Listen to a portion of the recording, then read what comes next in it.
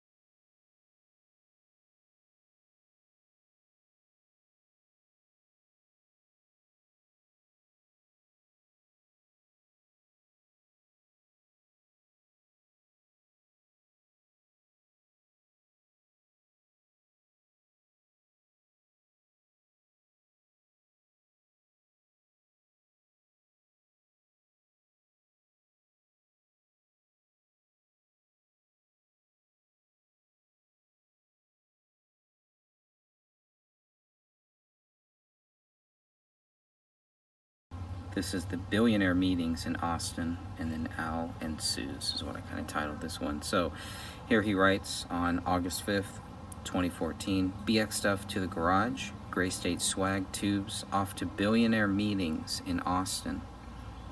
Out in the mail with the eBay sales. And furniture and knock-knacks and paddywhacks, all on a steady march to order. Much of that all week.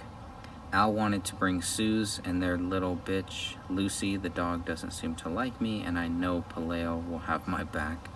We deflected that too, but holy moly, the enemy is at the gates. Pretty interesting stuff there, just with that one quote. Because Al is his sister, Allison. Suze is Allison's girlfriend, and then their dog. And I believe this is kind of because a few days from now is going to be Ranya's birthday party. So it's kind of like they were trying to quote unquote deflect them coming, but we know that in the end, at least Al and Suze are both there at Ranya's birthday party. So I thought that was pretty interesting. So there's a lot of good, interesting quotes here from David's Day One Journal from August 5th. And here is another one, a big one. Tuesday, August 5th, 2014 at 7:58 p.m. So much happening. I can find the energy to write about it this week. Final prep for the 10th, which is Ronnie's birthday party, and sort of our unveiling from the distance everyone has perceived in us.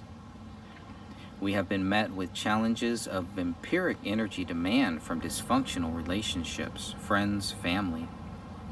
Everybody wants something, everybody needling in. Trevor on text.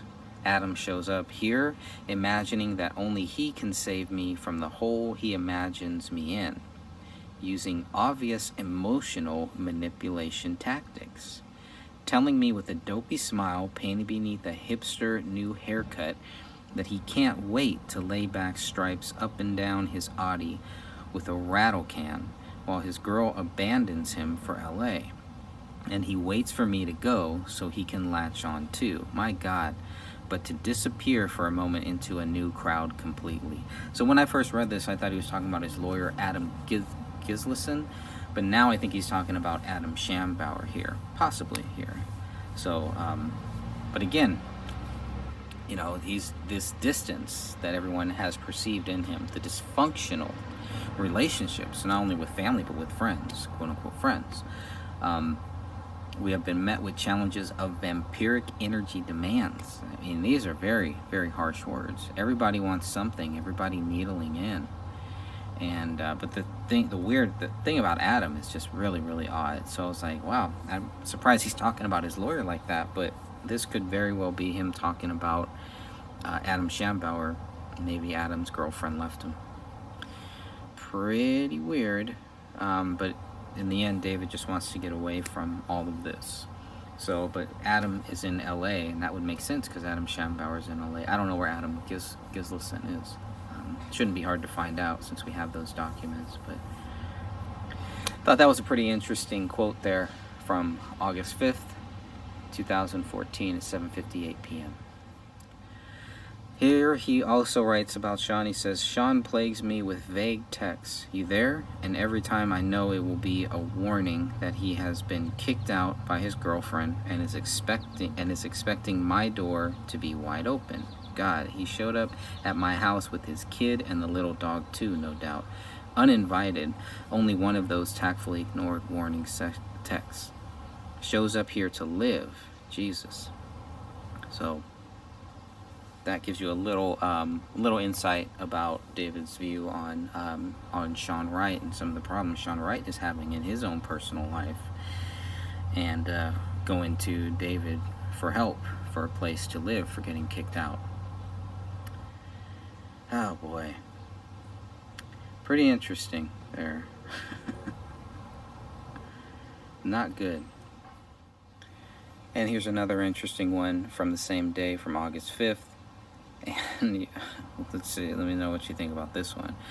He writes, anyways, Kamel has been battered and bruised by a series of lessons the past few weeks, and I'm so blinded by my own that I can't manage to write anything down. Turned a dreadful job offer into a flowering opportunity. Proper family stickiness cleansed off, and Ronnie is starting out at Cypress soon. That's just the school, the Cypress school. Very appropriate place for Ronnie.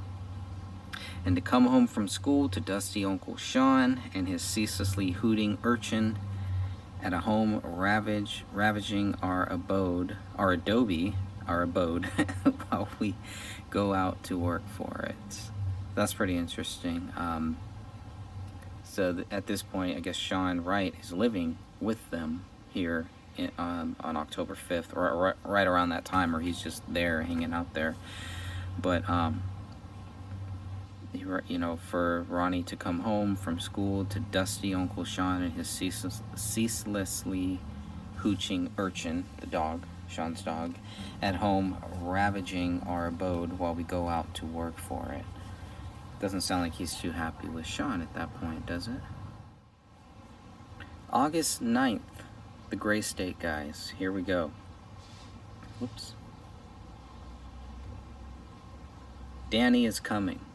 I have to convince him to sign away an empire. Sean is coming with his kid, and he gets to ask me why he's not allowed to live here. What a week. Joe is coming, and that motherfucker is so frat boy stupid, so monstrously lost and transparent, and happily oblivious to his own spectacle that last week I wept for him. Last week I wept for him. Some of his words were so far from understanding that I folded my hands and wept tears for him in a moment of total clarity and commiseration for his tiny mind. Ooh, lot to, as Dan Hennon would say, lot to unpack there. Danny is coming. So this is August 9th, the day before Ranya's birthday party on August 10th. I believe Ranya was born on August 8th, 2009. Maybe August 6th, could have that wrong. Regardless, the party is set to happen on August 10th. Coincidentally, there's really no post that I see here in the Day One Journal for August 10th, and he's busy. But this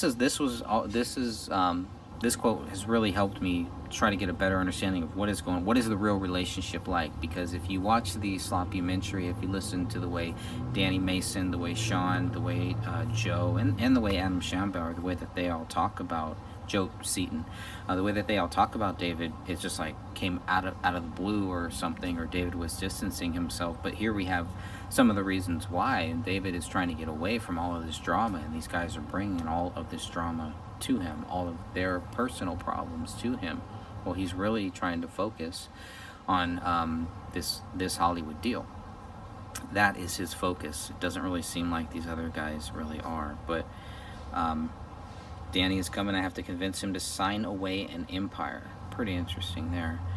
Sean is coming with his kid, and he gets to ask me why he's not allowed to live here. I mean, ridiculous. But then it gets even worse when he's talking about Joseph Seaton. Joe is coming, and he's just like, the guy just seems clueless. So bad that it's David cried for him, and David definitely has a soft spot for Joseph Seaton. I mean, they serve together, so that's understandable. But it's pretty interesting to hear that. It's like, wow, okay, I thought they were a lot closer than that. But after reading some of this stuff in the Day One Journal, now I think the way that Sean tried to make himself seem close to David, I don't think David was David wanted to be close to Sean, to Seaton, obviously not to Danny Mason, and to one of the Adams. I don't know if it's his lawyer or not, but it sounds like he's pretty dependent on his lawyer. And here, few more things here from August 9th. Here he says, after tomorrow we plan to retreat to summer bliss. So they're prepping for all of this. They're prepping to distance themselves away from all of these people here. It's a big hurrah, big thing with everybody coming there. And then after that, kind of looks like he's going to really distance himself from them. It says, after tomorrow we plan to retreat to summer bliss, 2 to 4 bowls each per day, slowly and lovingly tearing down the entrapments of our past lives and building fresh ones. By fall, we will be new. Very critical statement right there. By fall, we will be new. And we all know what his plans are for the fall and for everything like that. New, not dead. Take it for what it's worth. And another one from August 9th, where he says, and over all of this hangs the world spinning. Thought that any moment this movie deal could get signed and we could become upper class. Well, I found out we bought the house the day of the martial law shoot. Maybe I'll get a nice call during the party. So, bought the house during the martial. Found out we bought the house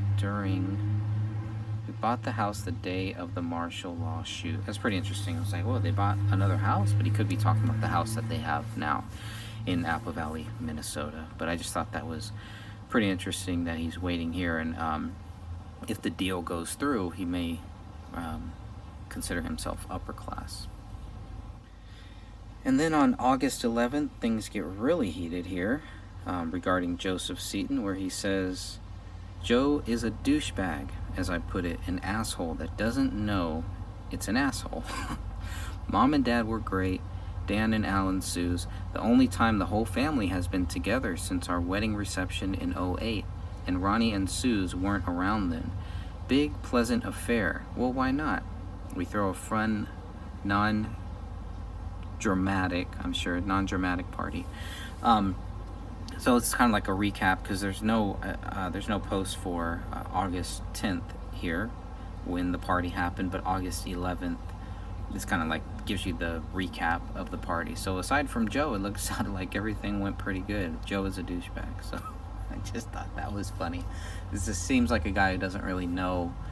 It's kind of clueless and doesn't really know his own place in reality. I don't know the best way to describe it, but whatever it is, there's definitely the tension is mounting, the tension is growing between David and Joseph Seaton. Joseph Seaton may not even know it, but it's coming.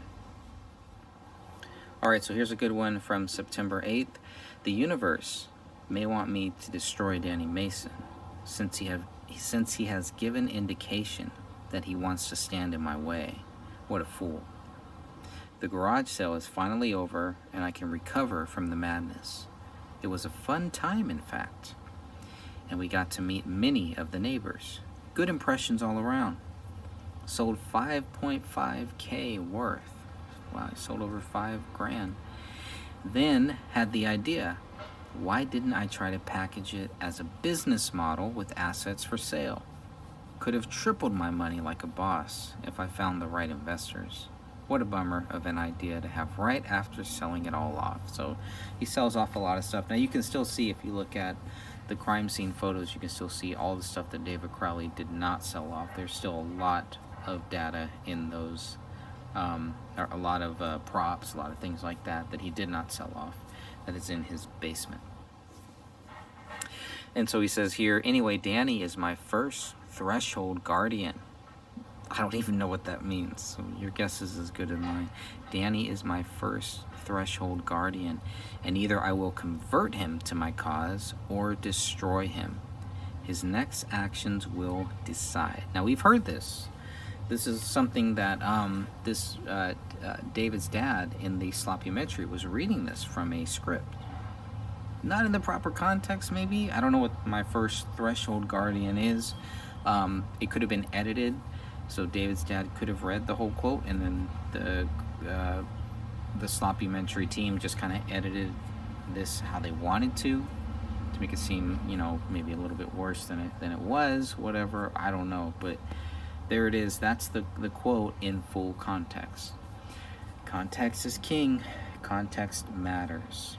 Okay, and here is what David writes on September 21st, 2001. He says, Danny is still stonewalling me on this release document. I do not care.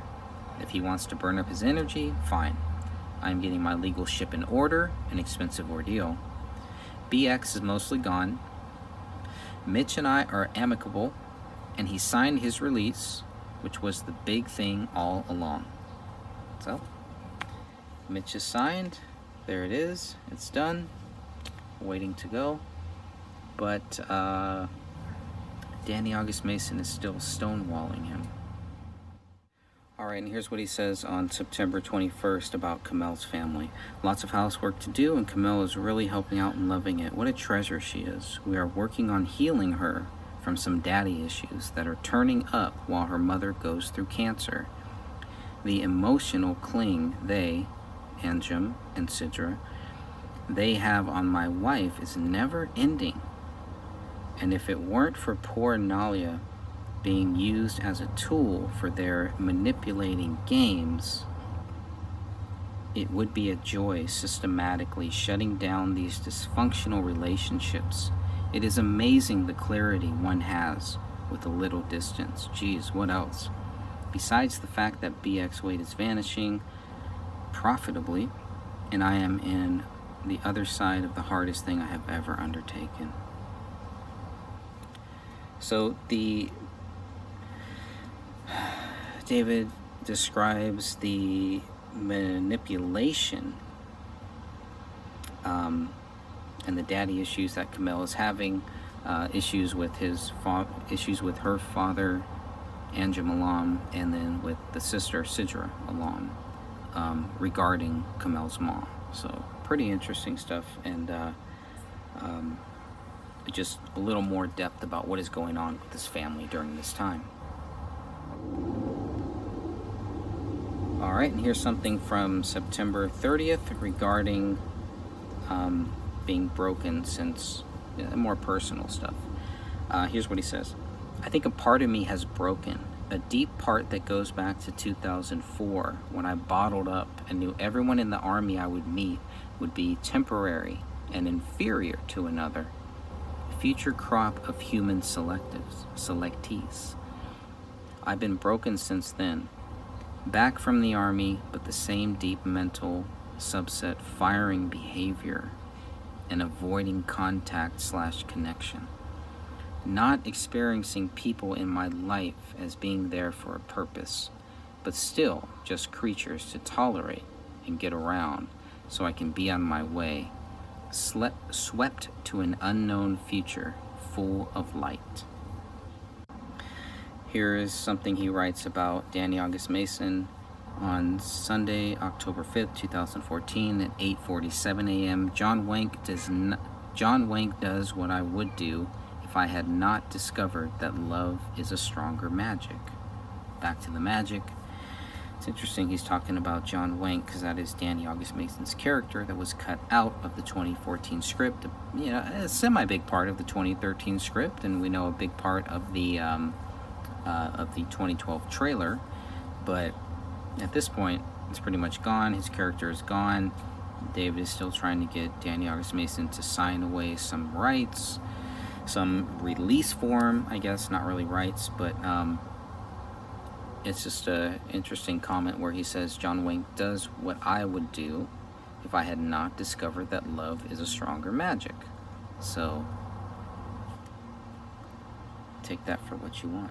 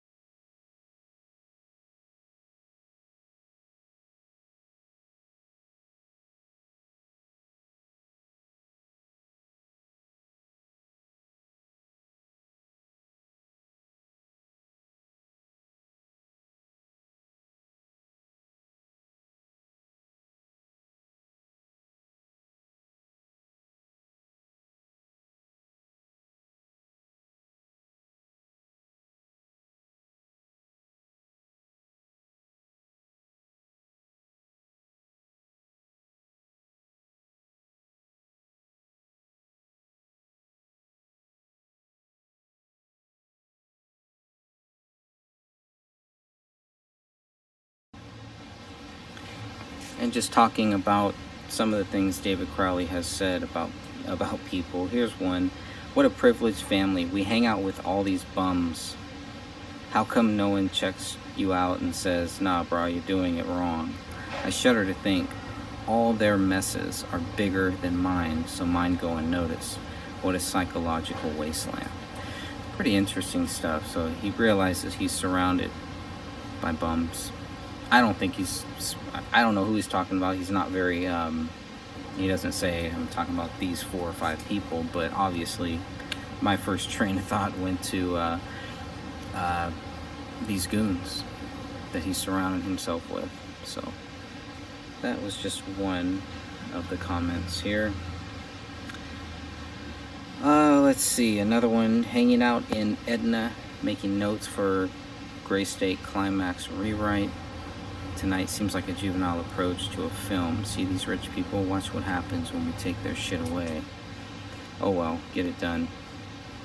People like it that way. Leave finesse, and then your experience is tempered enough to actually make it. Anyway, other things. Still in an existential fetal position, but getting through it. He mentions this fetal position a couple times in this journal too. But he says, but getting through it. Doesn't matter what you have, as it turns out. If you're not happy, then you're just not. Pretty dumb. Yeah. Smart guy. Here's an interesting post that David Crowley posted on Sunday, April 20th, 2014 at 2:37 p.m. Easter at the Andersons. It is what it is. Nice people, good food, but not much actual contact, at least with us.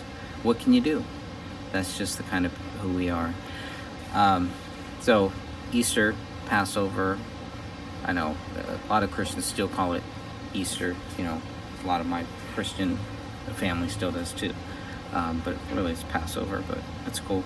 Same thing, I'm assuming it's the same thing. Hopefully we're talking about Easter, we're talking about Jesus Christ here.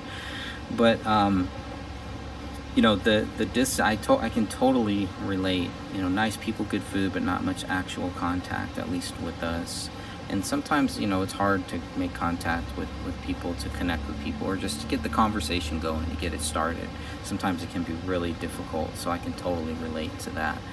And, you know, sometimes it's just not a good fit, I guess. But I don't know who the Andersons are, but it just sounds like they're kind of there, but they're kind of distant and everything. But,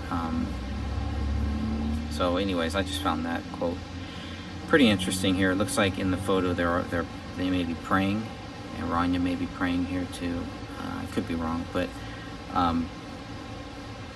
yeah, I mean, one of the other things I'm looking for are the Christianity, the evidence of David's Christianity, trying to understand that a little bit better. And every Christian is different, you know. I mean, I can't really come down on David. Oh, he's not this type of Christian, or oh, they say Easter instead of Passover and stuff. You know, I have to look deeper beyond all of that.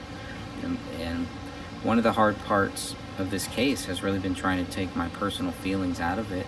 And I'll tell you, this day one journal really challenges me with that, because it's very easy to relate to some of the situations and to some of the things that he's doing in this journal.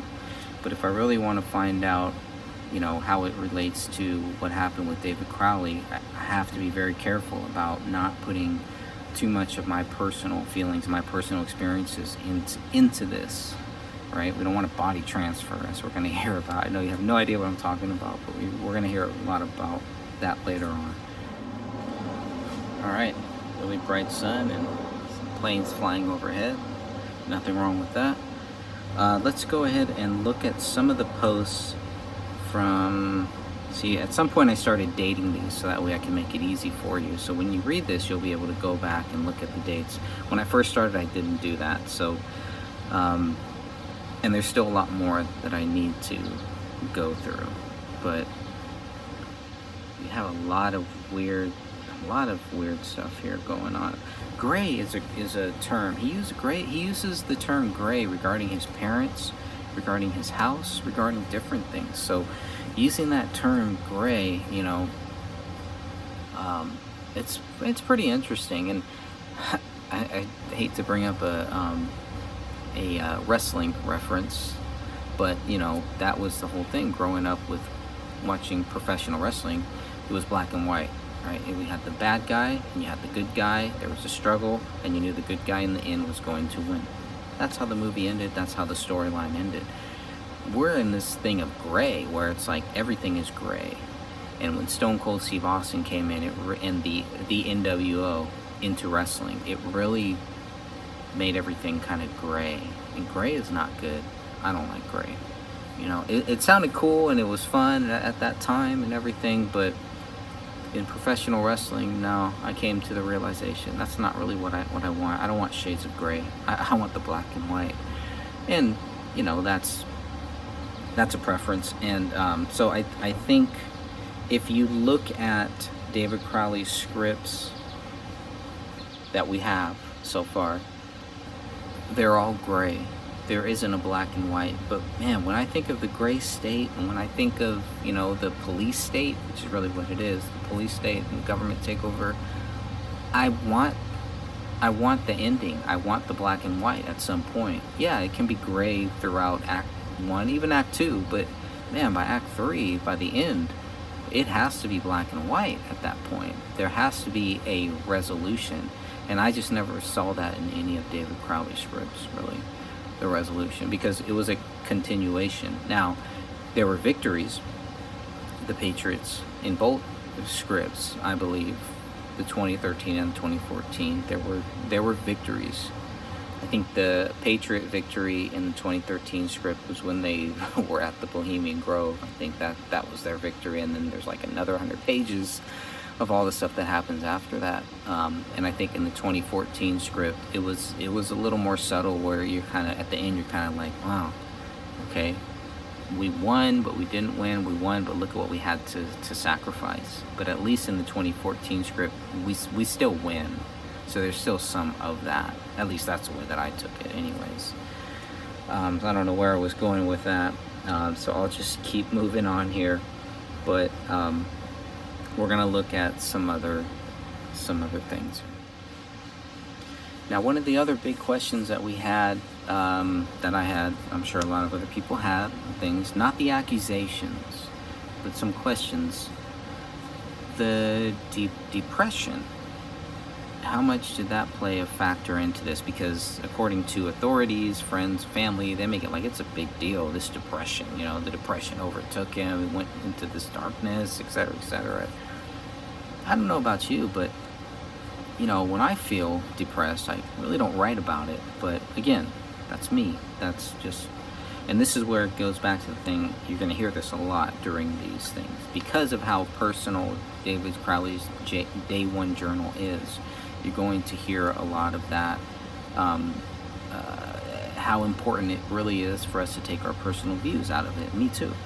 Me first and foremost. And it is next to impossible, because that's just how we are, right? So, but the more that we can kind of take our personal feelings or things like that out of it, the better, I think. In some cases, in some ways, that might really help us understand a little bit deeper. But the depression, he says, my depression is an inability to craft meaning from experience. Nothing is good, and what the hell is the point, and so on. Now then he goes on to say that he should avoid beer. Something in it triggers the depression echoes. But maybe wine is different. I would agree. There were no after effects after last week's meeting, so maybe we can become authors. Authors. I don't know. There's a spelling issue there, but sounds like he's steering away from beer, which I believe is good, and moving towards wine, which I also believe is good. Wine has a lot of health benefits. And we've often talked about drugs and things like that as a part of David Crowley's life. And, you know, he didn't really start smoking until he was 28. 28 and a half, actually. But here's from July 13th. Much of today has been a slower preparation. The universe arranged for me to fall into possession of some hallucinogens, safe and natural. And tomorrow morning I'll be embarking on a long voyage of self-discovery. I've taken my usual precautions, doing some reading and making preparations. I want it to be a good first experience, and it's fun to realize how much I fear a bad trip. As if to see my demons, the writhing mask of them, would be too much for me. Interesting. A border to be crossed later, but I can't control the wretched stuff for God's sake. But I just want to be excited and have a good time. Wonder about things.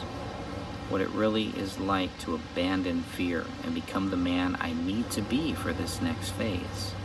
A good father, stronger husband, more attentive lover. Return to roles long ago stretched out and abandoned. I need to come back. The engine is restarting, but I don't feel it catching sometimes. It's a lot here, a lot to take in. Now the drugs he's talking about is shrooms, and some of the angst I can relate to regarding shrooms, because I've had many chances to take shrooms at a much younger age than him. He's 28, 29 here, and he's thinking about taking shrooms for the very first time, which I believe is not a good idea. I don't believe anybody should do shrooms. I have not done it myself. I was pretty close at some points, and then just that feeling, that the gut feeling, which is really just God talking to you, telling you, no, this is not good. And if you listen to God, if you pray about it, if you listen to Jesus Christ, you'll figure out what is good and what is not. Sometimes it's too late before you do it. But for me, that's what happened. Is it's like, no, I'm just not gonna do that. Not gonna do that. So he's prepping for it. He's prepping for this trip, and that's hard for me to understand because I'm a little older than David. Well, maybe a lot older than David, but it's hard for me to understand that. You're writing about all this stuff, but that's what a writer does. What do they write about? If they're not writing about a story or writing about, a documentary or something like that, they're writing about themselves. So this is really him really trying to push writing about yourself, which is great. It's a day one journal. That's the point of it. It takes guts to really do that. But he's hoping, doesn't want the fear of the bad trip was what really made me say nope, not doing it, because I've had bad trips on other things. Nope, not doing shrooms. I have no intention of trying shrooms. And they always say that, safe and natural. Yeah, right, whatever. Safe and natural. Just drink some wine, you'll be fine.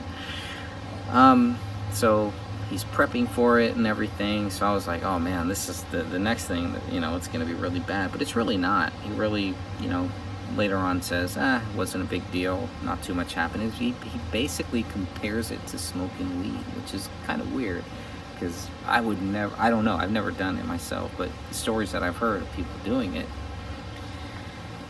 is nothing like what happened when you smoke weed. But again, every person's different. So that's July 13th, talking about shrooms. And also on July 19th, 2014 at 6:46 p.m. Oh yeah, and Kay's mom is propped up in a hospital in Temple, Texas. Cervical cancer, probably.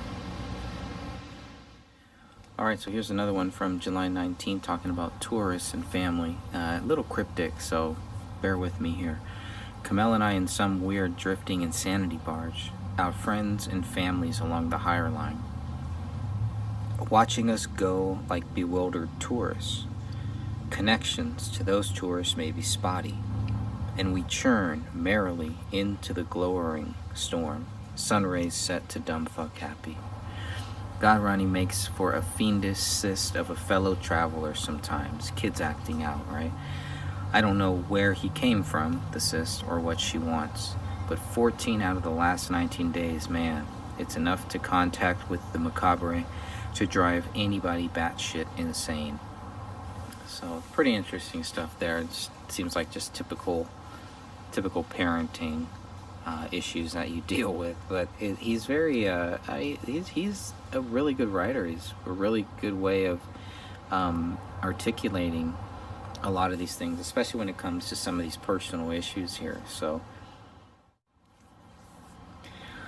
all right, July 20th, talking about family disinterest. Let's read a little bit of this one. This is from Sunday, July 20th, 2014 at 10:11 p.m. Something Kay and I talked about. We share a sharp disinterest in our families. Maybe a dull apathy is more accurate, but whatever it is, we both have it. I have thoughts on this, but maybe for another time. Another time. Some of the posts are very dramatic, I would say, and taken out of context. I could see how you could use some of this stuff to try to, make David Crowley look crazy, but that's just not the way that I see it here. Reading everything in the full context, in the proper context, I believe. So let's look at this one from July 21st. This is what he writes. Something inside of us, we Crowleys, is dead, but I can bring it back to life. I am a small man in a wooden house in Minnesota with all of the gifts I was expecting to receive in a lifetime. And I can be happy. I can break the sinking curse of my family and be free and happy. That is what it will take. I have to leave. I can bring myself back to life, I alone in my family. So a lot of powerful stuff here, talking about this family curse, and we hear that it's a continual thing in this Day One journal, where he's talking about, this kind of curse, the family. I don't know if it's literal, figurative, whatever it is, but there's something that he feels he has to kind of break out of, and only he can do it. But when he says, I have to leave, I mean, a lot of this stuff really, to me, there's a lot of evidence that David Crowley is leaving Minnesota for Los Angeles, and I think this may be another small part. I mean, if you were to add up a lot of different things that we already had before the Day One journal, I think there was a lot there. And it's crazy how much of the Day One journal just really solidifies everything that we've been talking about, and a lot of the different things that have been discussed in the group. So, but it's the way that he writes. Something inside of us is dead, but I can bring it back. There's hope. He's not giving up in any of the stuff that we see here. He makes it clear and he sounds very appreciative of everything that he's gotten in this life. All of these gifts, everything that he's received, he thought it would take a whole lifetime to receive these. And he's happy. He can break this sinking curse and be free and be happy.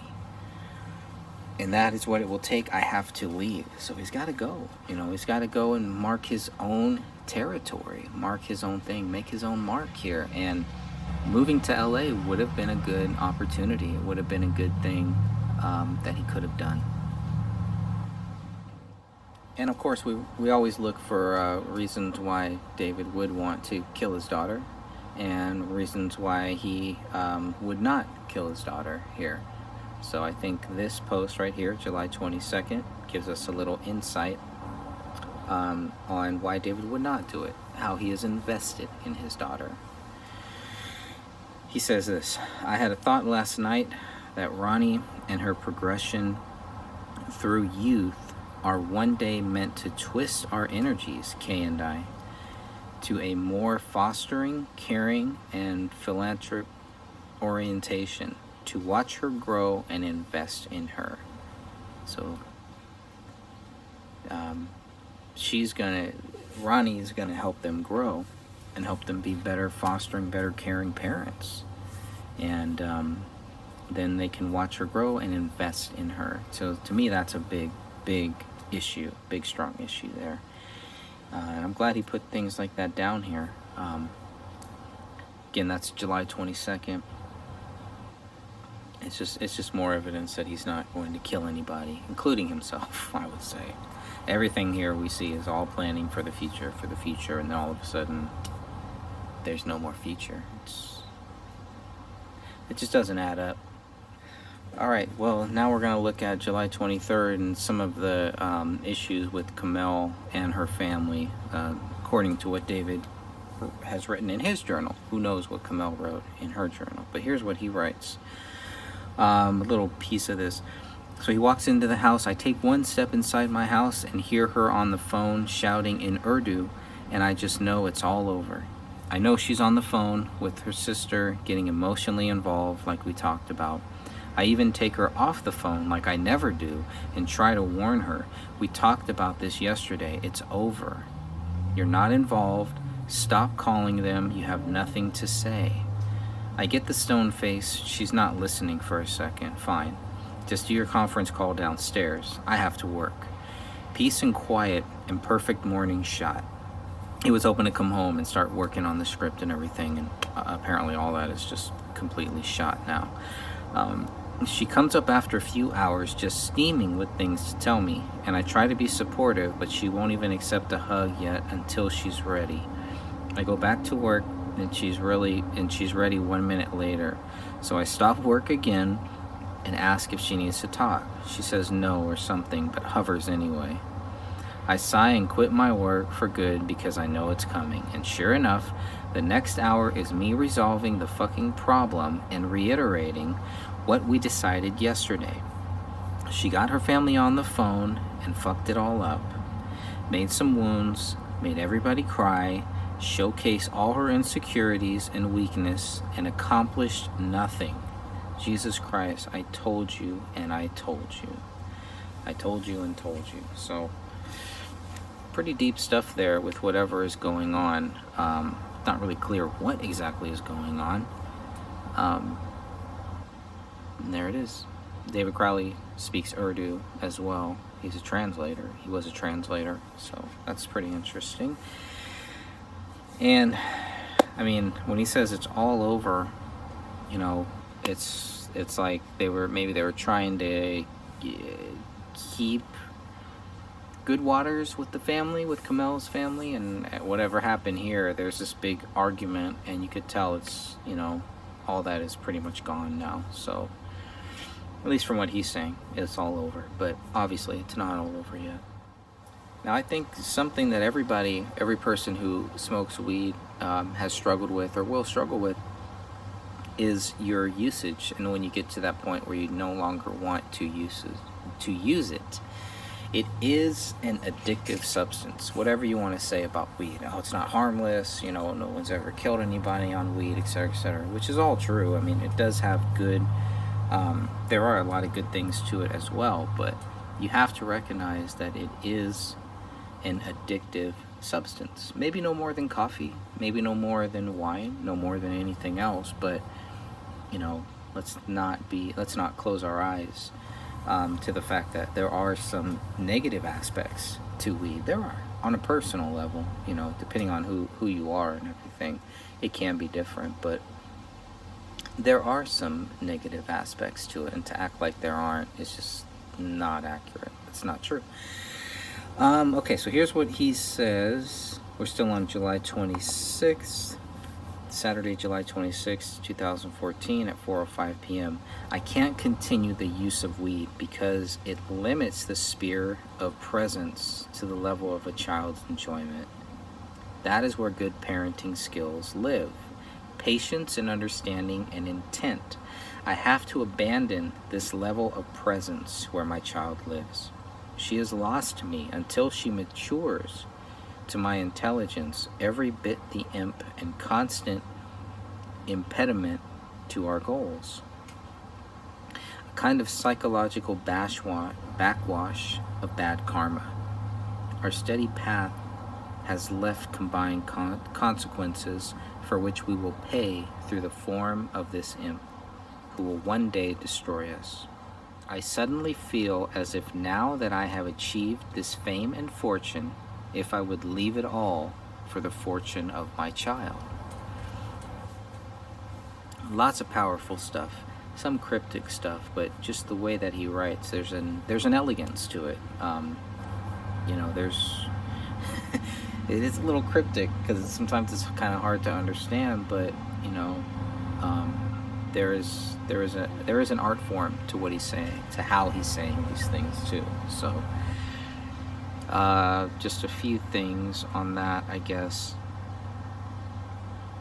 So, you know, thinking about quitting weed, he doesn't want to smoke around his daughter, so when he's when he's high, he's not going to be around her as much, maybe. And so the presence, there's a limit to the sphere of the presence to a level of a child's enjoyment. So, obviously being intoxicated can be different than if you're just sober. So, and he feels like that's taken away some of the good parenting skills that he knows that he has.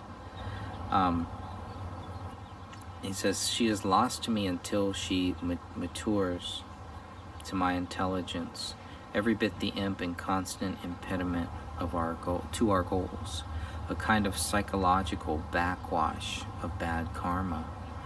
Pretty interesting stuff. Very deep thoughts. The dude is very deep.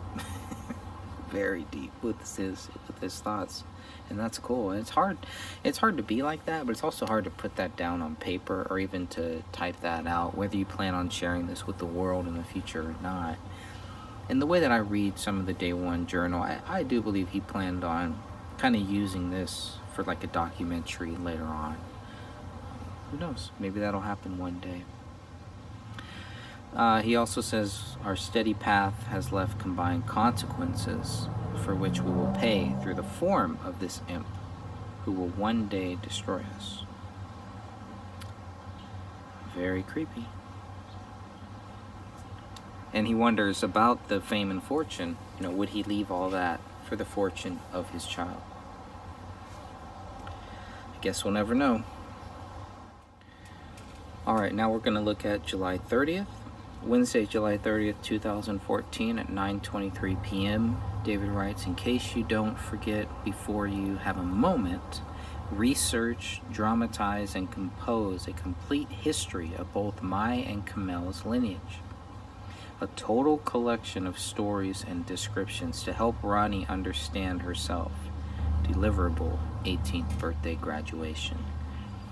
So he wants, a full family history. Again, more planning for the future. This is a reminder to himself to do this, so that they can pass it on to Rania, a complete history and a lineage, a total collection of stories and descriptors.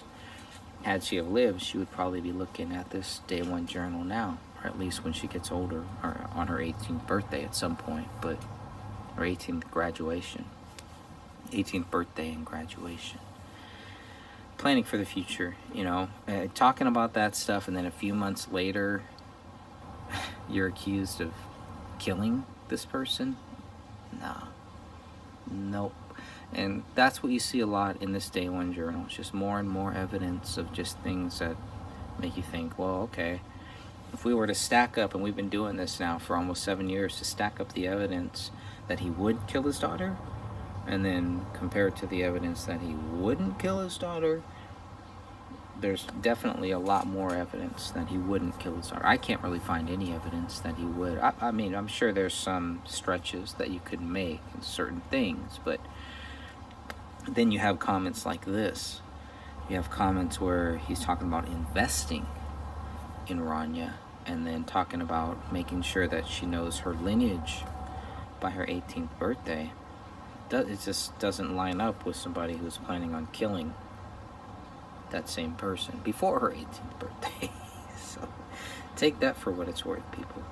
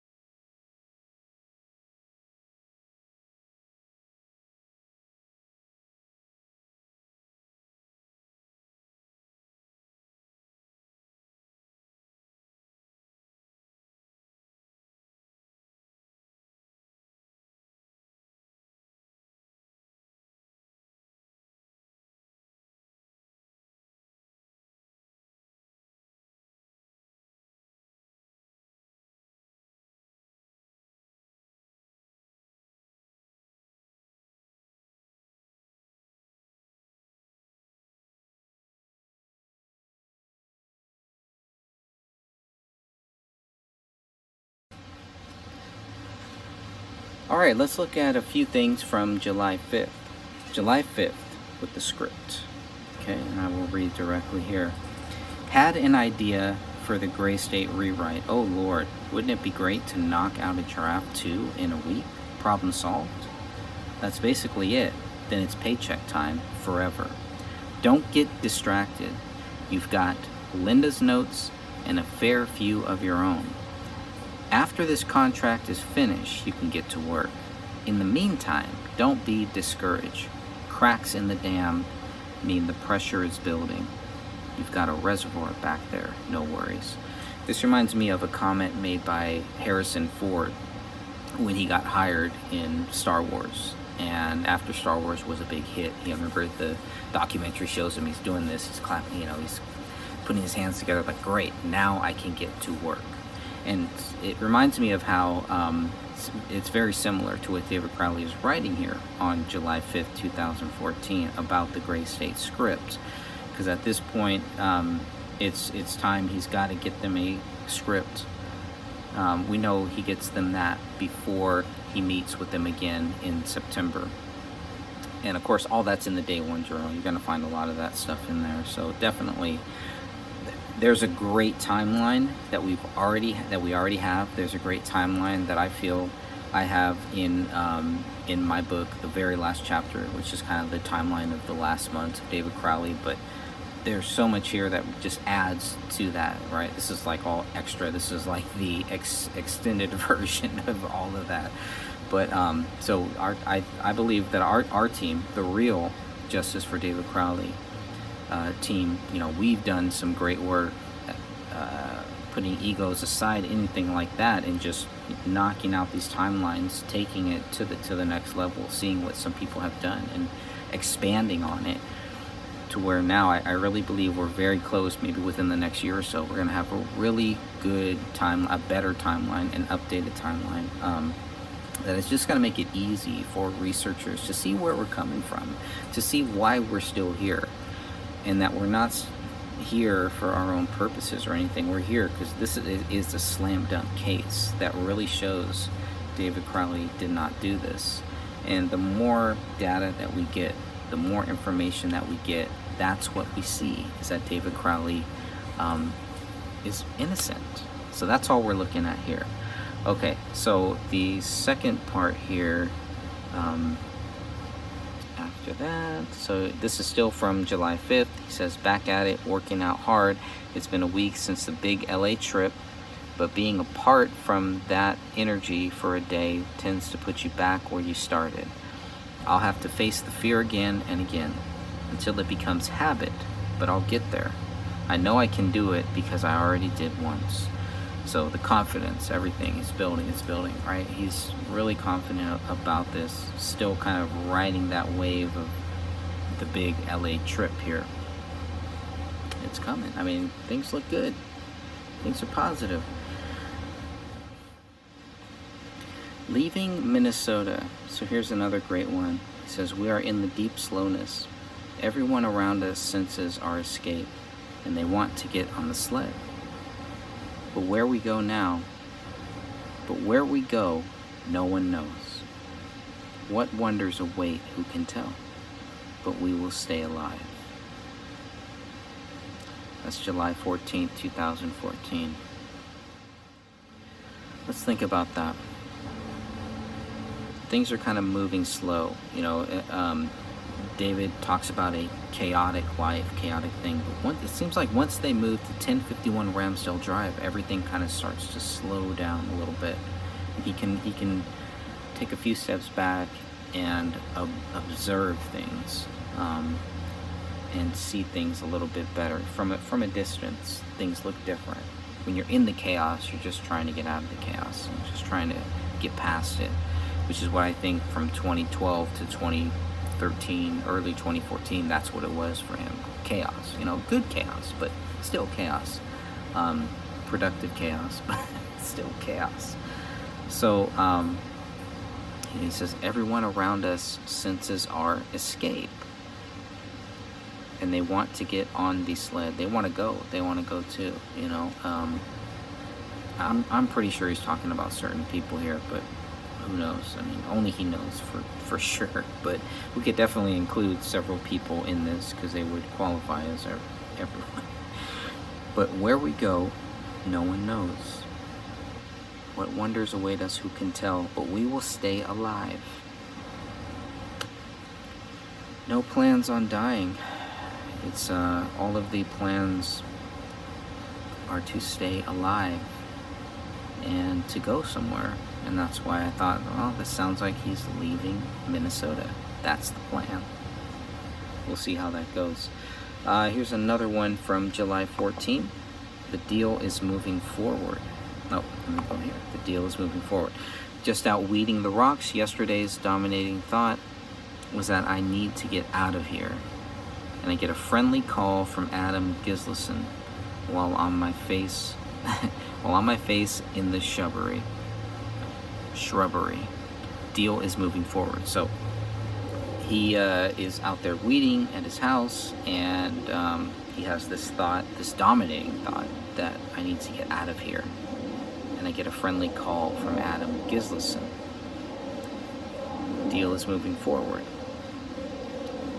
Fortune is at hand. Gray state is going to be a thing, as it turns out. Cause for celebration, maybe. And another little interesting tidbit on July 19th, where David is talking about his legal team, and they're swinging for him, but taking too long.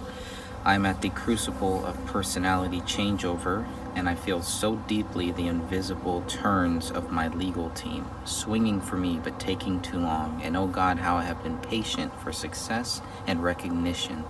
I have borne a heavy burden for a long time to achieve this. Every little piece in its place, all along the way. So everything's happening, going forward, moving forward. Here's another one from July 19th regarding the scripts. There's just a lot happening, man. Between the kid and the option and the new script and the 9 other scripts, and then all the other things normal people deal with on top, trying to keep the engines clattering, the smokestack belching, the barge hurling along.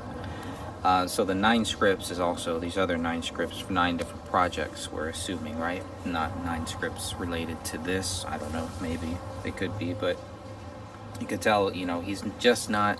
It's another thing where they say he's just focused on Gray State. It's not true. He's got 9 other scripts, 9 other projects. He's focusing on a lot of other things too, and working on this new script here. So that's pretty interesting to me. So you can see after the big thing in May when he meets with the Mikes, and then in June when he gets the call that Gray State is a go, it's, you know, they're going to go with it, and he's working on this script that he calls, and this one he calls V2 version 2 in the Day One Journal on July 22nd. And so he makes some interesting comments about that, because he has been kind of procrastinating. I think a lot of other things just kind of happened, and he's just having a hard time getting started with this Gray State script, with this new version that he wants. And this is the version that I don't believe that we have yet. It could be the version labeled V2. V2, which is the 2014 one. That could be the one that he's talking about here now. I'm not really sure. But here's what it says. I begin to commit to Gray State V2, and her mom is diagnosed with cervical cancer, and dad continues to fuck it up. I've had good progress with Ronnie, and I am keeping up with my 530 workout / meditation routine. Coming back into the world enough is to see what I'm doing. What is it? Coming back into the world enough to see what it is I'm doing. Okay, interesting.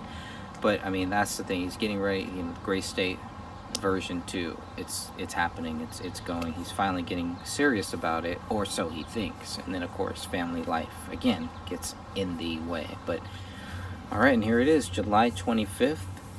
That is a Friday at 11:39 a.m. The phone call of my life, an honest, appreciative present, confirmation from my lawyer that I am in perfect legal and material harmony with the new universe to which I am connecting. in perfect participation or non-participation in further affairs, as I may specifically defer.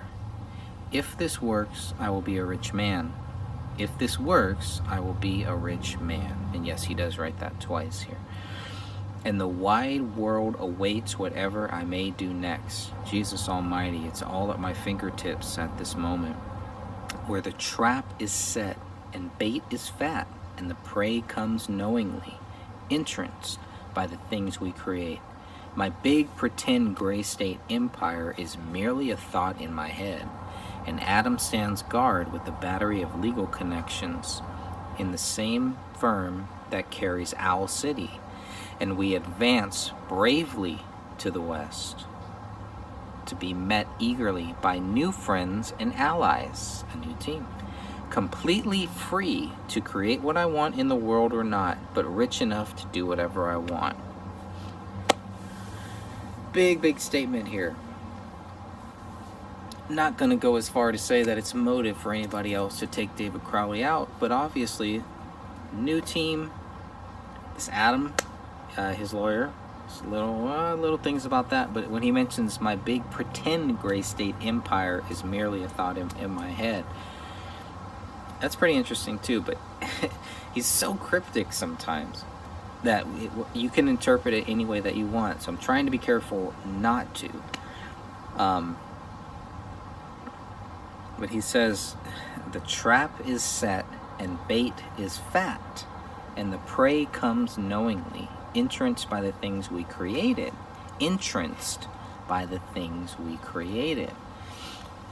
The bait is set, he's setting the trap. I mean, this could all be the Danny Mason stuff, you know, getting him to sign the paperwork. But it sounds like, regardless, without the paperwork, he, according to David's lawyer, his lawyer is telling him that he's in perfect legal and material harmony. So,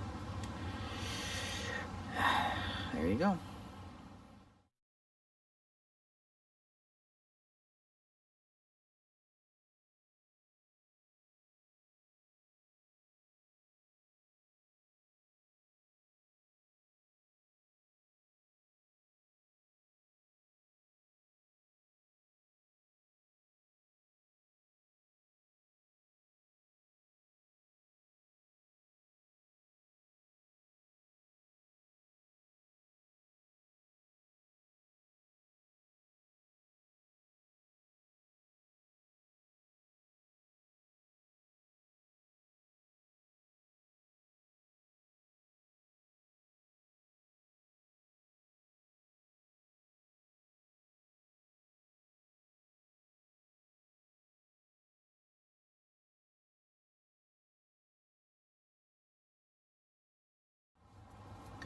Now, on Tuesday, August 26, 2014, at 7:18 p.m., he says, I started real work on the script, outline, character revelations.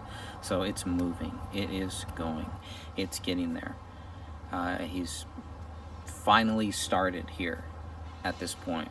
That's why it's so important to know the V2 script that we have. Is that related to this? The metadata, when all that was, would pretty much show this. So it's not clear also if this is handwriting or if this is just outlining stuff, but it does seem like it's typing, something being typed up. Now, the very next day, August 27th, he's saying, maybe I won't have success until I finish this story, outline as well.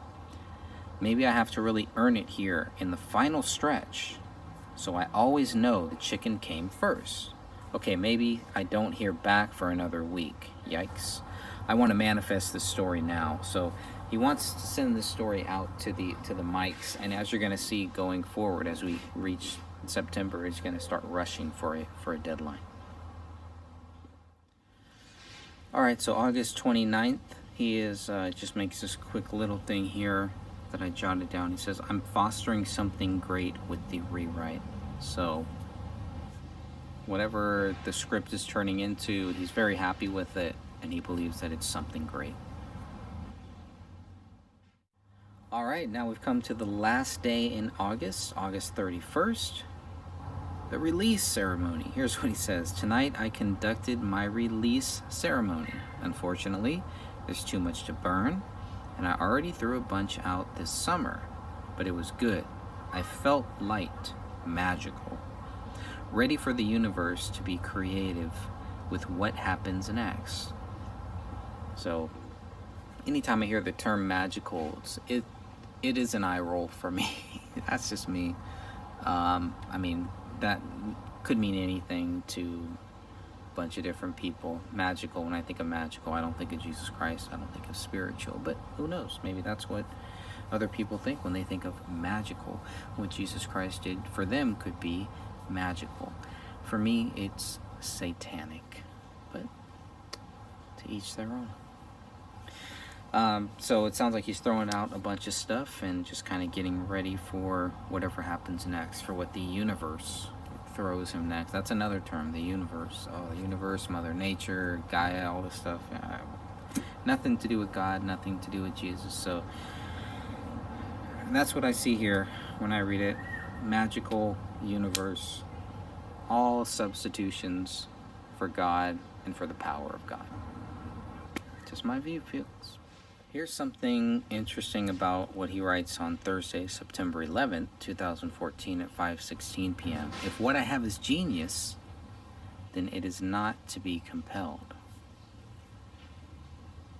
Do not sign with a studio. This is what he writes. Do not sign with the studio. This is days, maybe weeks, but days. Several days before he's going to meet with the mics.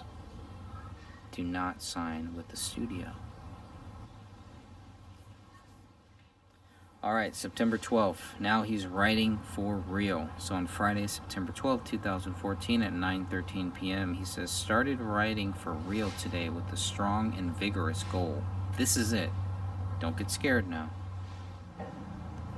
And now on September 13th, he's writing a bit about the script. He's in the bathroom, in the middle of a writing binge. It's a Saturday. I've made a goal as of yesterday to finish the new Gray State script and mail it to the mics, and mail it to Mike for his birthday. Then fly to LA with Adam Gislason, my lawyer, to finalize this deal. Success is fickle. It has ever and only responded to my direct input. And now a fly buzzes here in the bathroom like a manifestation of Lucifer himself, reminding me of decay, stench, death. He stops on the mirror, quietly peering. He's been part of this process too. I'm gonna go write the ending and leave his little buzzing black ass to die slow here, where the shit stays. Very creative. Great creative writing, whether you like what he's talking about or not. You can visualize it for sure. And so, he's going to send the script to Mike O'Donnell, I believe, and one of the mics, and he's going to, that is Mike from MEG, Michael Entertainment Group. He's going to send it to him.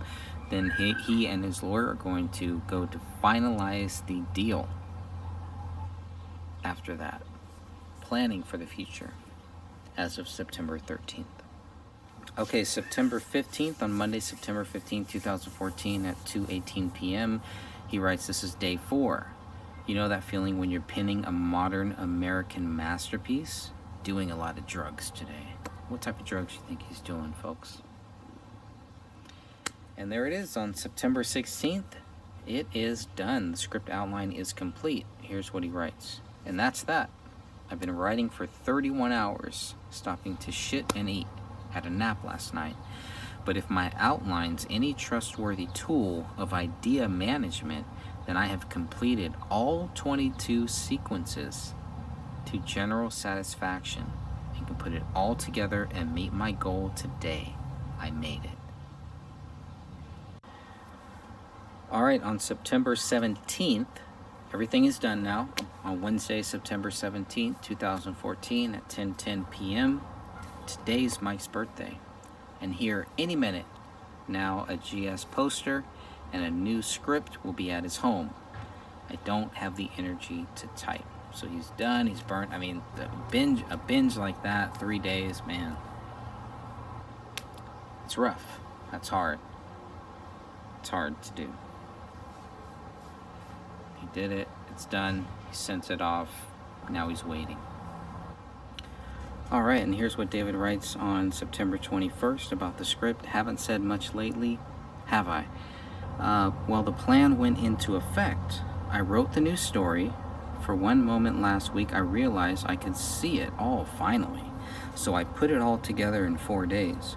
4 straight days of writing, culminating in a 31-hour blow. But I got it all coherent and legible and mailed it off to the mics with a signed poster for O'Donnell's birthday on Wednesday. Next day air. The idea is I get them reinvigorated, set up a meeting, fly in with my lawyer, and face-to-face this thing over steak in LA. Sounds like a good plan. I just haven't heard from them yet. And I just wonder, maybe they took the weekend to read it, or maybe they're sick of me. I cannot tell, but I have every positive sign from the universe at my back. I'll call them tomorrow with a pitch. All right, September 26th, we're playing the waiting game. Some days are just harder than others, David Crowley writes on September 26, 2014. I guess the big wait created a lot of anxiety that needed resolution the situation couldn't provide. Hence the bad weather. I'm serious. Moment by moment, for a long time, the weather has been following my mood. Sometimes music too. Song by song, the line, song by song telling me things, or playing with my perception a little, if I care to pay attention. Interesting. So he's waiting and waiting and waiting, still waiting for the mics to give him something. That's what it sounds like. And September 29th, let's look at this. So here is what he writes. Finishing the script mechanically and looking forward to a long road ahead. But at least I know for a fact my sense of difficulty and time assessment are seriously flawed. So maybe I'm wrong. It is all a heavy load and I am a madman regarding the script. So mechanically finishing it. And he also writes here, same day, September 29th, 2014, fall is happening, great weather. House exterior treated with caulk. Version of the new Gray State script is back on the back burner, and now I'm committing to a TV series idea. This is probably after he met with the mics, right? Rolling fast and shooting hot all over the country with all these assets. O'Donnell will be crazy to deny this. There's still way too much going on to turn my journal into a play-by-play.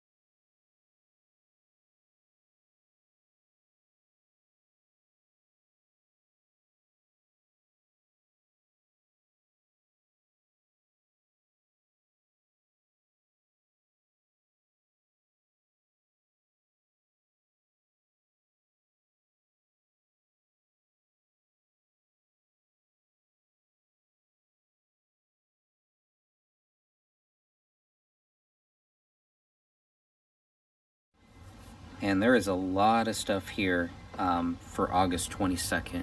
So we're going to look at some of these here as well.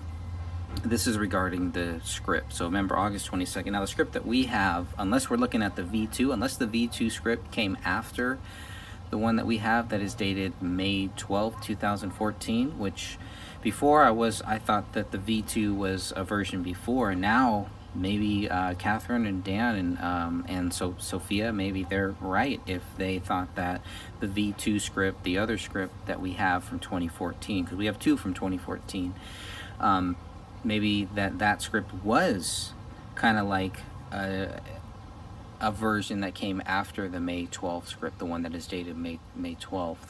That's highly possible now. Now it makes me want to go back and read that one. But it just looked like an early version of the May 12th script because it wasn't as well done. It just looked like an early version to me. Who knows? But this is what he says about the script. We're looking at August 22nd here. I'm just going to read a few things here. This is what gets my heart thumping because I haven't written Gray State yet. So even at this point, he hasn't really written the final version, not its final form. This is my purpose. This film will be the history changer everyone needs it to be. And I don't have the damn thing on paper yet. So he hasn't even started writing yet. So with the metadata and everything like that, it's very important to kind of know, is the script that we have that's from 2014, the one that says V2, is that this script that he's talking about? Or is there another script that we don't have yet? And of course, you can find those scripts on my website. If you go to thegraystage.wordpress.com, scroll down to the bottom, you'll find the three scripts. We have two from 2014. One is titled V2, and he specifically mentions a script titled V2. That could be V2 version 2 of the one that we have that is dated May 12th. I believe the one that is dated May 12th, 2014 is the one that he first gave to the mics, and now I'm really starting to think that the one that is titled V2 is the one that he was rewriting, keeping some of that stuff, keeping some of the stuff that he liked, but maybe just kind of expanding it or leaving the doors open a little bit. Now remember, at this point, it's not really clear about the I think it isn't until September of 2014 where he really is told, okay, this is not going to be a movie, this needs to be a TV series. This would work better as a TV series. So he says, I haven't got this down on paper yet. He says, I have stained and strained the past 10 years to force a new universe to appear. It has changed from its original vision, but to the better across the board. And all I have to do is write down the thing I am intended to create without fear. At the moment where the pressure for success is massive and acute. Thank God for marijuana, because talk about pressure. It takes an invisible till. He mentions invisibility a lot in this too. I find that interesting. Don't think it's real? How might a better man cope with his own daily stressors? Yeah, we can really help you temporarily. I believe temporarily it can help you cope with a lot of stressors and stuff. So, but when he says the past 10 years, this thing is for the past 10 years, a universe, a new universe. We know what Danny August Mason, a couple months after David Crowley died, and he wrote this copyright for the LLC for the Gray State universe.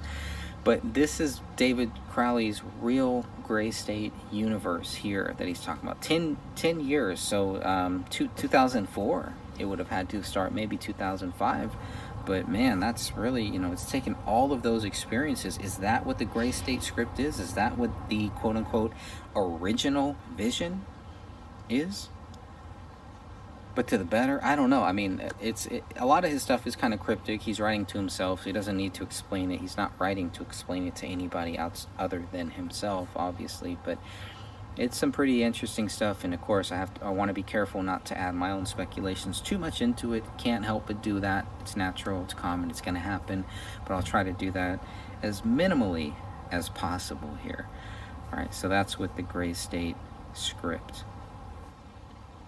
As of August 22nd, 2014.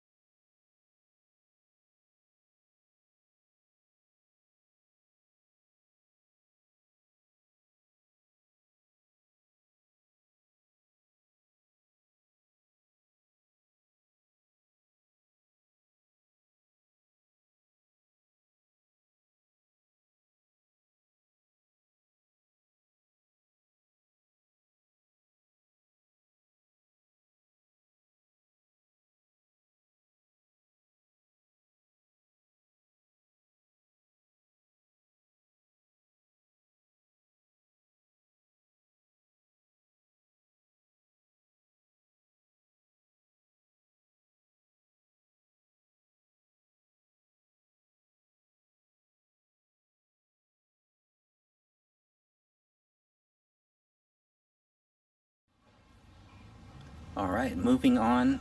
Excuse me. Moving on to July 31st. Let's look at some of the things that we have here. So, some interesting comments from July 31st. David writes, I have been thinking of it all backwards with my family, I think.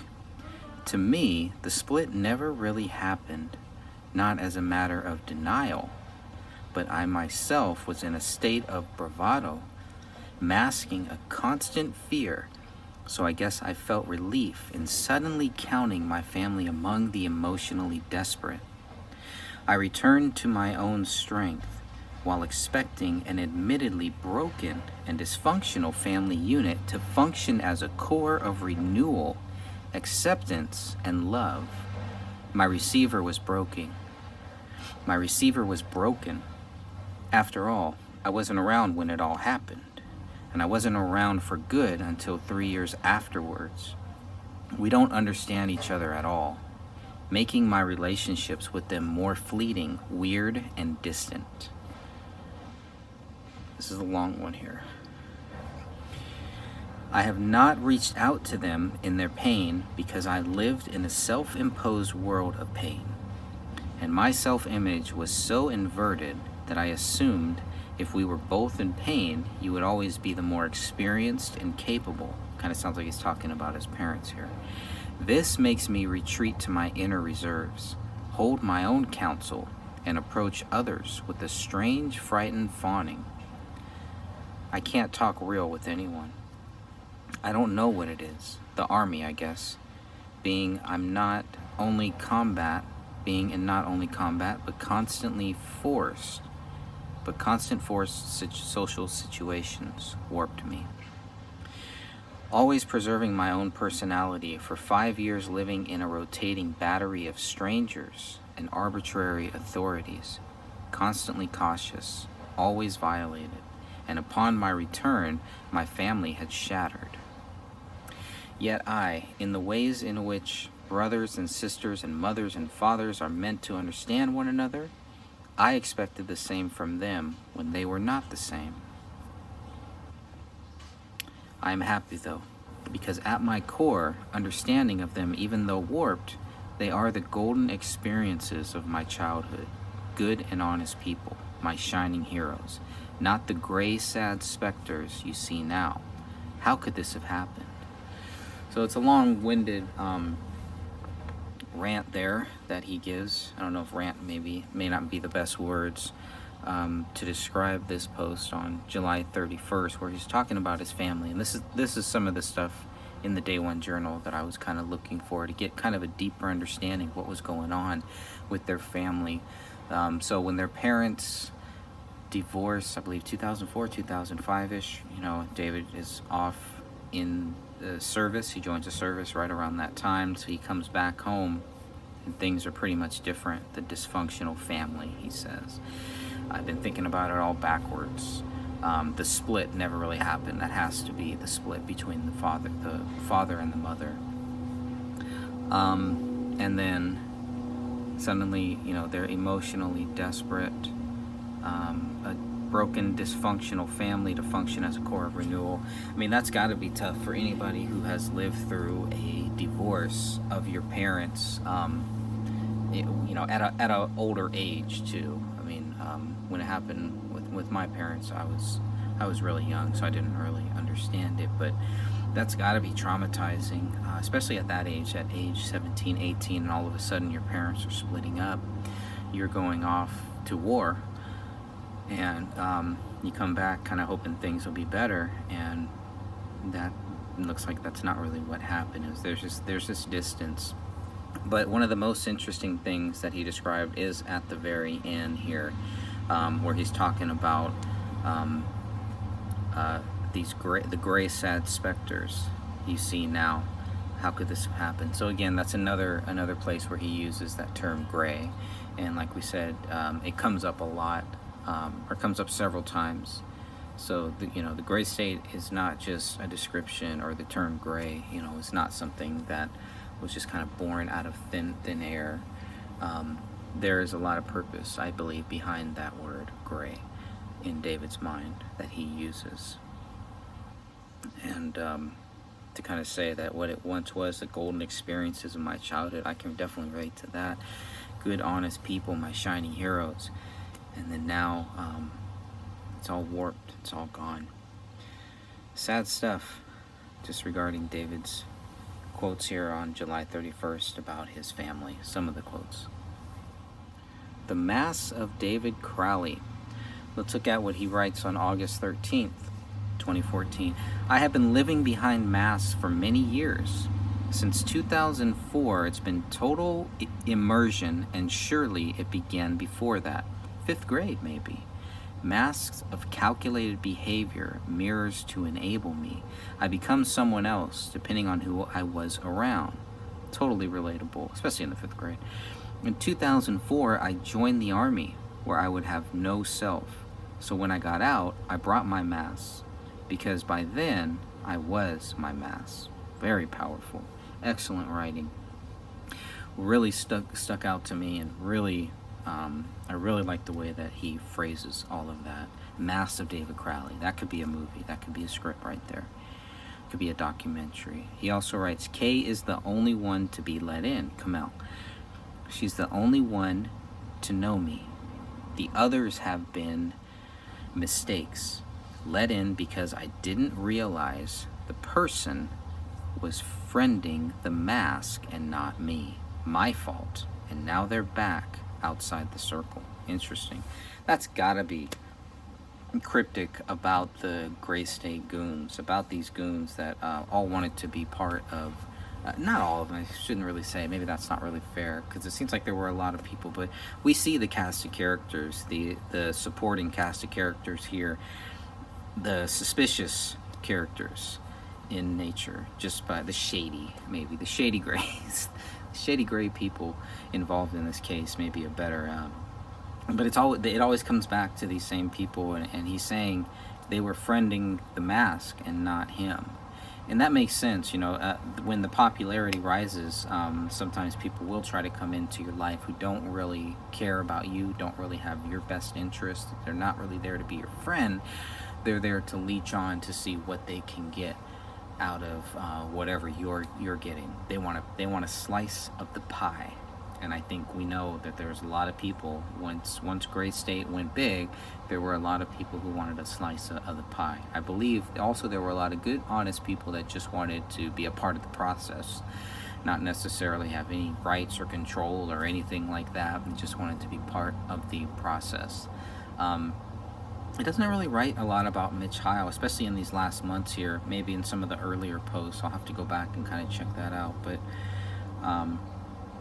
I don't know. Mitch Heil just kind of seems to stand kind of differently from a lot of these other people that come into David's life. Anyways, so those are the Mass of David Crowley, and I just thought that was some very interesting stuff.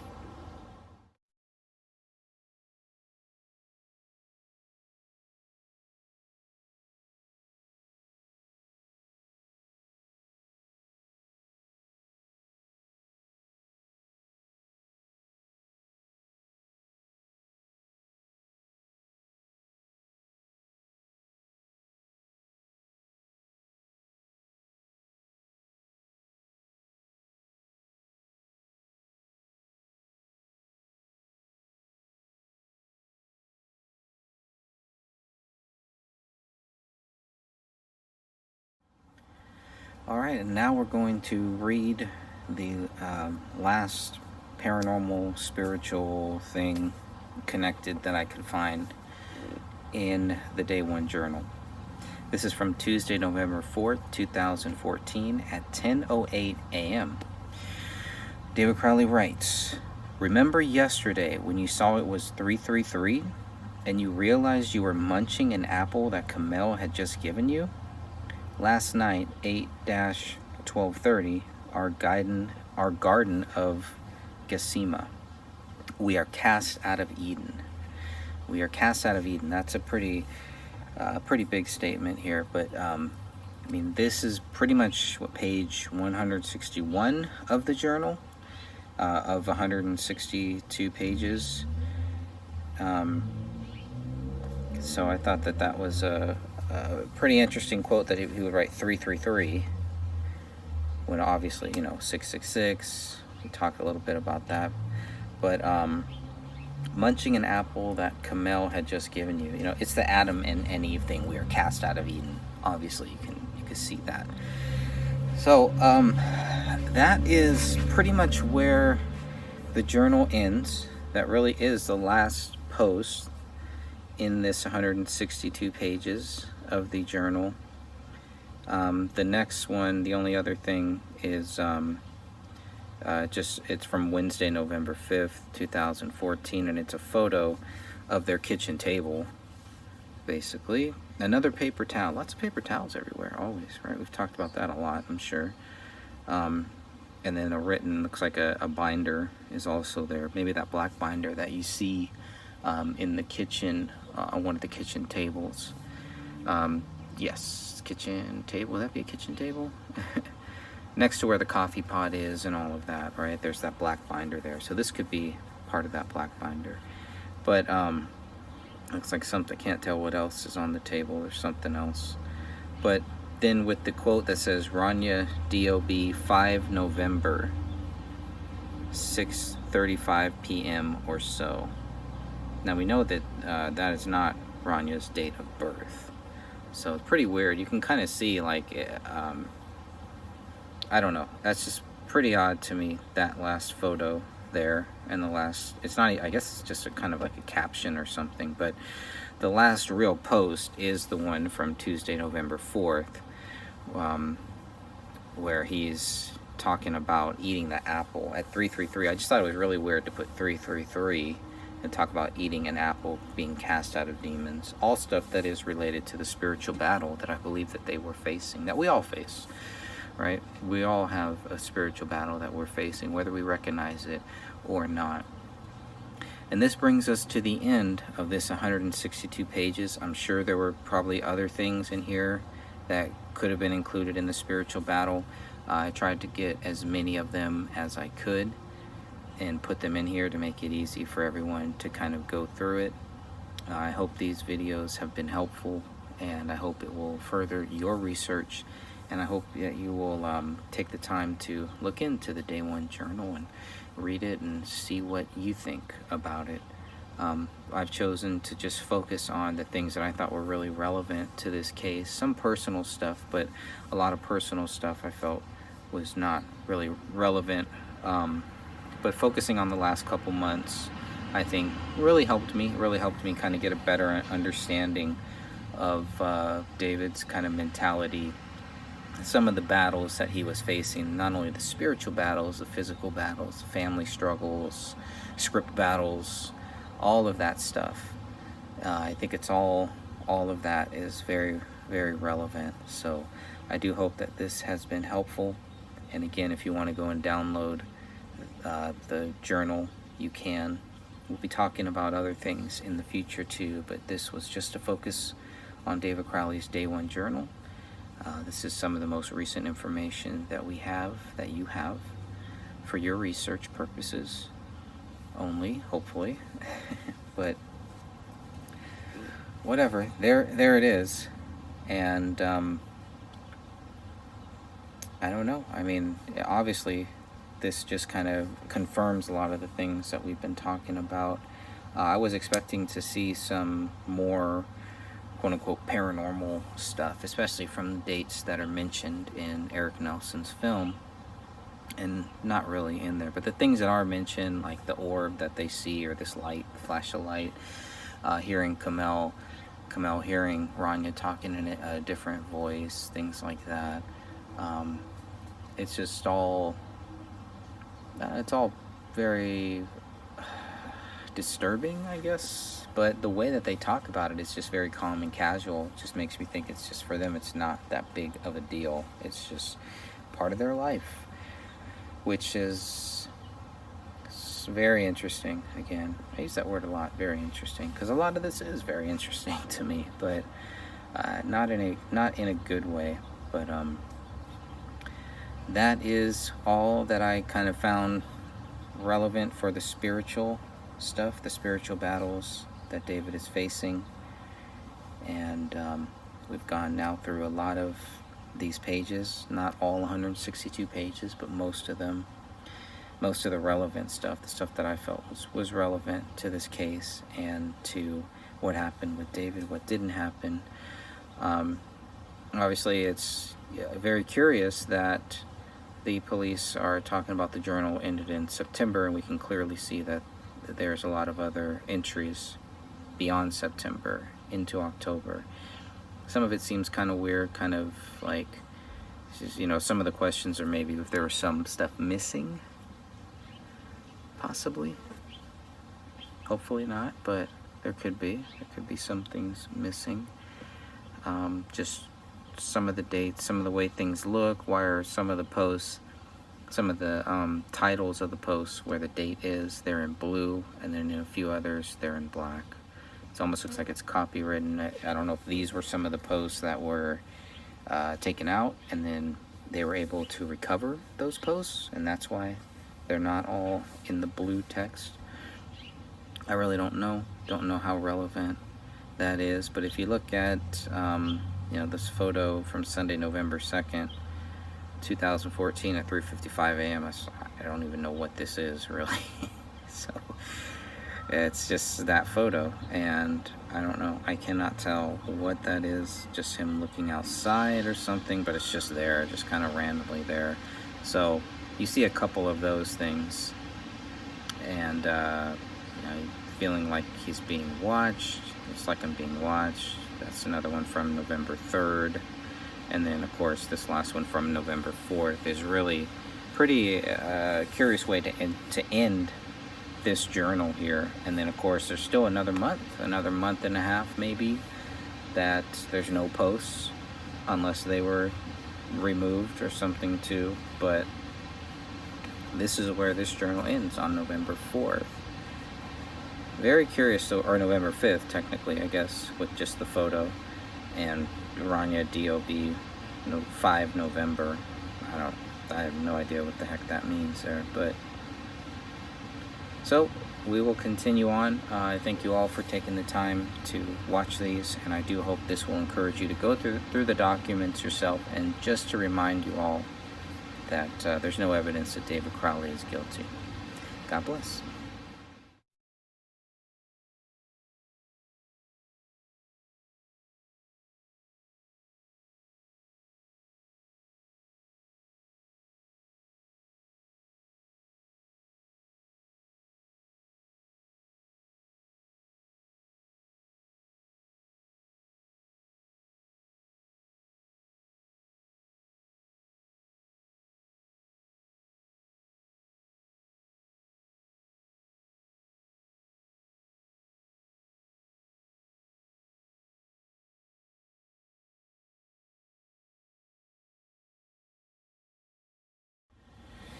Alright, here's some from August 20th. I've just now decided that the winter months will be spent in total yoga immersion. Why not? Perfect chance. I lost 14 pounds and am quickly discovering I may have used up my physical reserves for this lifetime. Yikes, such energy. It will be a joy to relax now. French wine by the beach, Colombian cafe on the street. Freedom is not in buying more shit buzzing with stimulant energy, but a long coast to walk down. Yeah, it seems, seems like he's kind of the hustle and bustle, right? The 2011 to maybe even 2010, everything. And once the Gray State scripts once it takes off, once that 2012 trailer takes off, he describes it many times. It's complete chaos. It's chaos. Rania had to go through it. Kamel had to go through it. He was gone. He had to sacrifice that, everything, doing a lot of things for that. He had to sacrifice his family for instead of spending time with his family, he had to spend time working on this project here. Because there is a lot of stuff that was never used that is kind of like trailer-esque footage, but there's a lot of that, it seems like, that was never really used. That obviously once the deal was made, all that stuff is dead. So all the people who spent time working on that between 2012 and 2013, going to different film locations, helping film, etc., etc., there's no payoff for it, really. So it either has to be honest, good people who are just like, "Hey, that was cool, that was fun," or you're gonna have some pissed off people who felt like David took a lot of their time, and now he's moving in a different way with this script. And the different way is definitely selling it to a Hollywood company, and so all that script is basically useless. You can't really do anything with it at that point. Maybe 20 years down the line. But another thing that I really like, he's talking about now he's going to relax here. French wine by the beach, Colombian cafe on the street. I mean, he talks about freedom, what freedom is, and it's a long coast to walk down. And I think that's a great way. It gives me a great visual of what he's talking about. This guy's right. I mean, what you have here, this is a book. The Day One Journal is really a book. It's his book here. All right, looking at September 10th, Wednesday, September 10th, 2014 at 9:07 p.m. It's been fun. Little drunk, a lot of high. Looking forward to the weight dripping from the corpse of my old self. In love with my girl. My kid is growing on me. Selling BX stuff. It's all good. Life is good. Things are good. Things are great. All good. All right, here's what he says on Saturday, October 4th, 2014 at 9:19 a.m. We are entering the arena, the purpose for which we are intended. Clean up the act, because an intense scrutiny is coming. Stay calm and chive on, whatever the hell that means.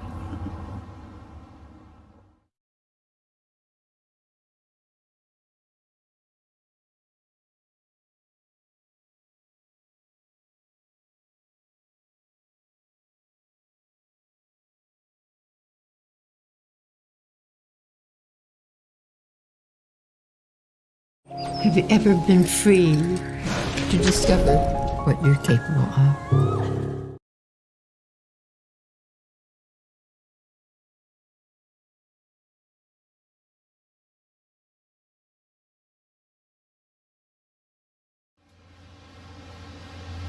And throughout this, we're going to find a lot of weird, demonic things, so I'm going to cover a few of those. This one you've probably heard. This is from Thursday, October 30th, 2014 at 1:48 p.m. David writes, Camille got raptured today. She's still here. That's it. Okay, later the same day at 3:46 p.m. he said, on October 30th, 2014, he says, she came here to save us. She is pure love from somewhere, and she came here to find me and save us. There's a quote, and it says, I came here to save you. You have to come with me now. There is no one left here. That's a quote. That's a direct quote. Now, we've covered some of the paranormal stuff, and obviously this will need to be added to that chapter. Okay, let's look at November 4th. This is Tuesday, November 4th, 2014 at 10:08 a.m. And he writes, remember yesterday when you saw it was 3:33, the time, 3:33, and you realized you were munching an apple that Camille had just given you? Last night, 8-12:30, our garden of Gethsemane, we are cast out of Eden. Now, this is one of the last posts that he makes, period.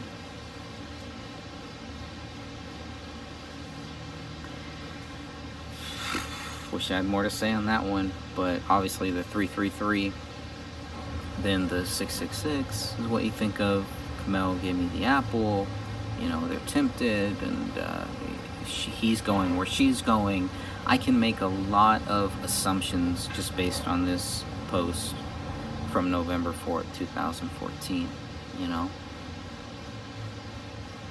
paranormal assumptions. And I mean, whatever, that term is really starting to bother me too, because I'm not really talking about paranormal stuff. I mean, we're talking about what this world is. This is a battle between good and evil, a battle between God and the devil, between Jesus Christ and Satan. Jesus Christ and the demon, the demons that are after our souls. And that's really what this is here.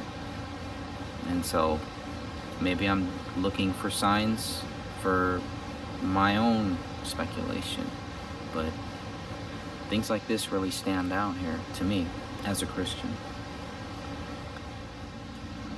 All right, so here is an interesting one where he's talking about Christians. The Christian root problem: reading the language of God and grasping the ideas of grace, and then deciding to choose the moment of its manifestation. It is arrogant to believe we can control the circumstances of our redemption. And so American Christians by the million settle into a Midwestern consumer lifestyle, accumulate self-righteousness, and wait for Jesus. Completely insulated from the terrors of the world, they have done little to assist. Interesting. Then he gives a reference, Sanctus Real, quote, "I don't want to be part of the resistance. I want to be part of the release," end quote. Pretty interesting, because we've always kind of heard David Crowley wanted to be, you are the resistance here. And here, seems like a deeper understanding. And he says, but only a few will be heroes, and most are doomed to be no one. And with God, all things are possible. And when you turn away from God, when you start questioning God, which we all do at some point, I'm sure we all do, I'm sure we all have. But it's a dangerous time spiritually, and you can be spiritually attacked.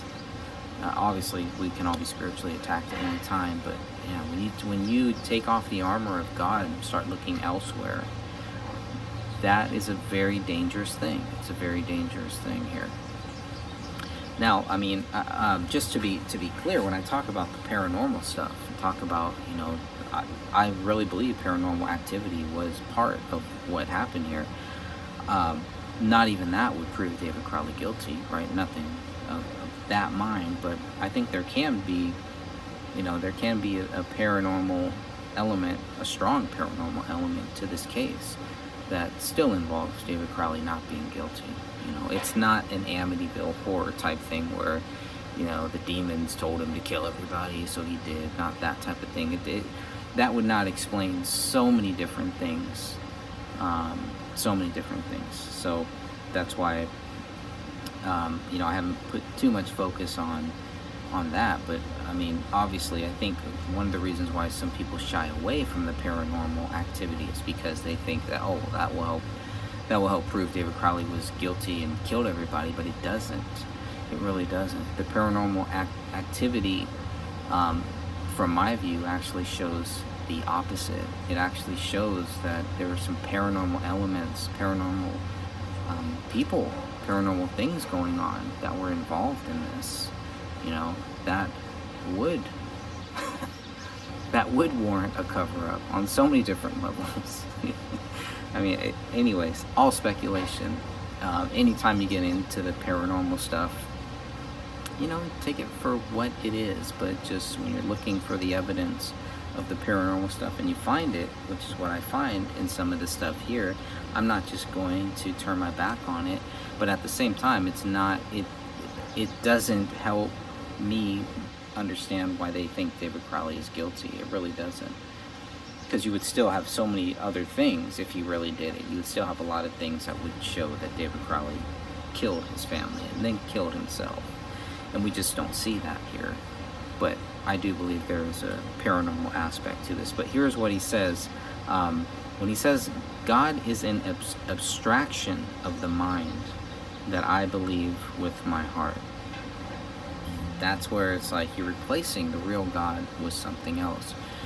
If you're opening up doors at that same time to things that you don't understand but you're curious about, and of course people, young people do that. They do. And remember, these are young people. They're 28, 29 at this time. They're not 30 years old yet. I know David has seen a lot more than I will ever see in my lifetime. But in some other ways, I think David was very sheltered too, and hadn't been exposed to a lot of things until later. And that's a good thing, by the way. I believe that is a good thing. That's why he was able to get this far, to do the things, to accomplish all the things that he was able to accomplish. But it sounds like at some point he did begin to start questioning God and start doubting it and start kind of looking outside of that realm. And when you start saying what God is an abstraction of the mind that I believe with my heart. No, you're making up your own God. And that's what the devil wants. That's what the devil did. And that things like that are signs that I look for to show that they're opening up doors. They're allowing doors to be opened, putting God to the side and opening up some other doors to see what else is out there. And that's a very dangerous thing for any Christian, especially for Christians, for any person, you know, for anyone who is still kind of searching. Unfortunately, that happens, and that will happen. And as Christians, you know, it's things that I look at and say, wow, you know, what could I do to help strengthen somebody who is doubting that? You know, how do you put yourself in the spot where if it's God's will, that you can be the voice of reason to bring that person back to God? Who was doing that for David Crowley? Who was bringing him back into the Christian realm? You know, say, no, man, you know, you're looking out here, man. What you're looking for, you're not going to find it out there. It's in your heart. God is in your heart. Yes, he's already there. You already know God. You already know who Jesus Christ is. You already know this stuff. But then it's like, well, did he really? Or was it just, you know, something drilled into his head about who God was, who Jesus was? And that's why I was looking for a Bible in the house. He's reading all these other books. Is he reading his Bible? Because if you're reading all this other stuff that is anti-Christian, and if it's not of Christ, it is anti-Christian. If you're reading all this other stuff, not reading your Bible, you don't have a Bible, but you have a Quran, of course you're going to be confused. Of course you're going to open up doors to that. You know. All right. There we go. All right. Here's the demons of doubt that David writes about. Sucking a bong most of the day. I don't even do as much as I should be. That's the way I feel anyways. Because when I'm done, there I see my problems a lot clearer. I'm a broken man. Broken indeed. I am already climbing out. But every now and then I turn and look to see for a moment how high I have climbed. The demons of doubt gang up on me here. They know I'm at my weakest. But the veil of their insults is thin now, to the point of transparency. So he's seeing through it. It kind of reminds me of when the devil took Jesus Christ up to the highest mountain, tempted him with everything, right? That's kind of where he's at. You know, I'm already climbing out. It's climbing out of something. To see it for a moment how high I have climbed. But the demons of doubt keep coming back when they know he's at his weakest. But the veil of their insults is thin now, to the point of transparency. So he already knows about them, already dealing with them. They know I'm desperate, at the verge of thinking this is all madness, that my dreams are still dreams and not my reality. I have little energy left for this, and now that there is little left for my demons to feed on, they grow ravenous. So the more he fights them, the stronger they get. It's all right there. And that's usually what happens. That is the life of a Christian. You know, the closer you get to God, the closer you get to where God wants you, the more that the demons come into your life and try to change that. It doesn't have to be to you. They can bring people into your life that will mess up your life. You know, getting back to the spiritual stuff, getting back to the spiritual aspect of all of this was another thing that I was looking for him to confess his Christianity, to, you know, do a lot of things that I believe that a Christian should do with all this. And a Christian in Hollywood, obviously, that's a very difficult step. Ask Kirk Cameron about that. But on July 26th here, we have a pretty interesting post where he says, I am the man I'm going to be the rest of my life.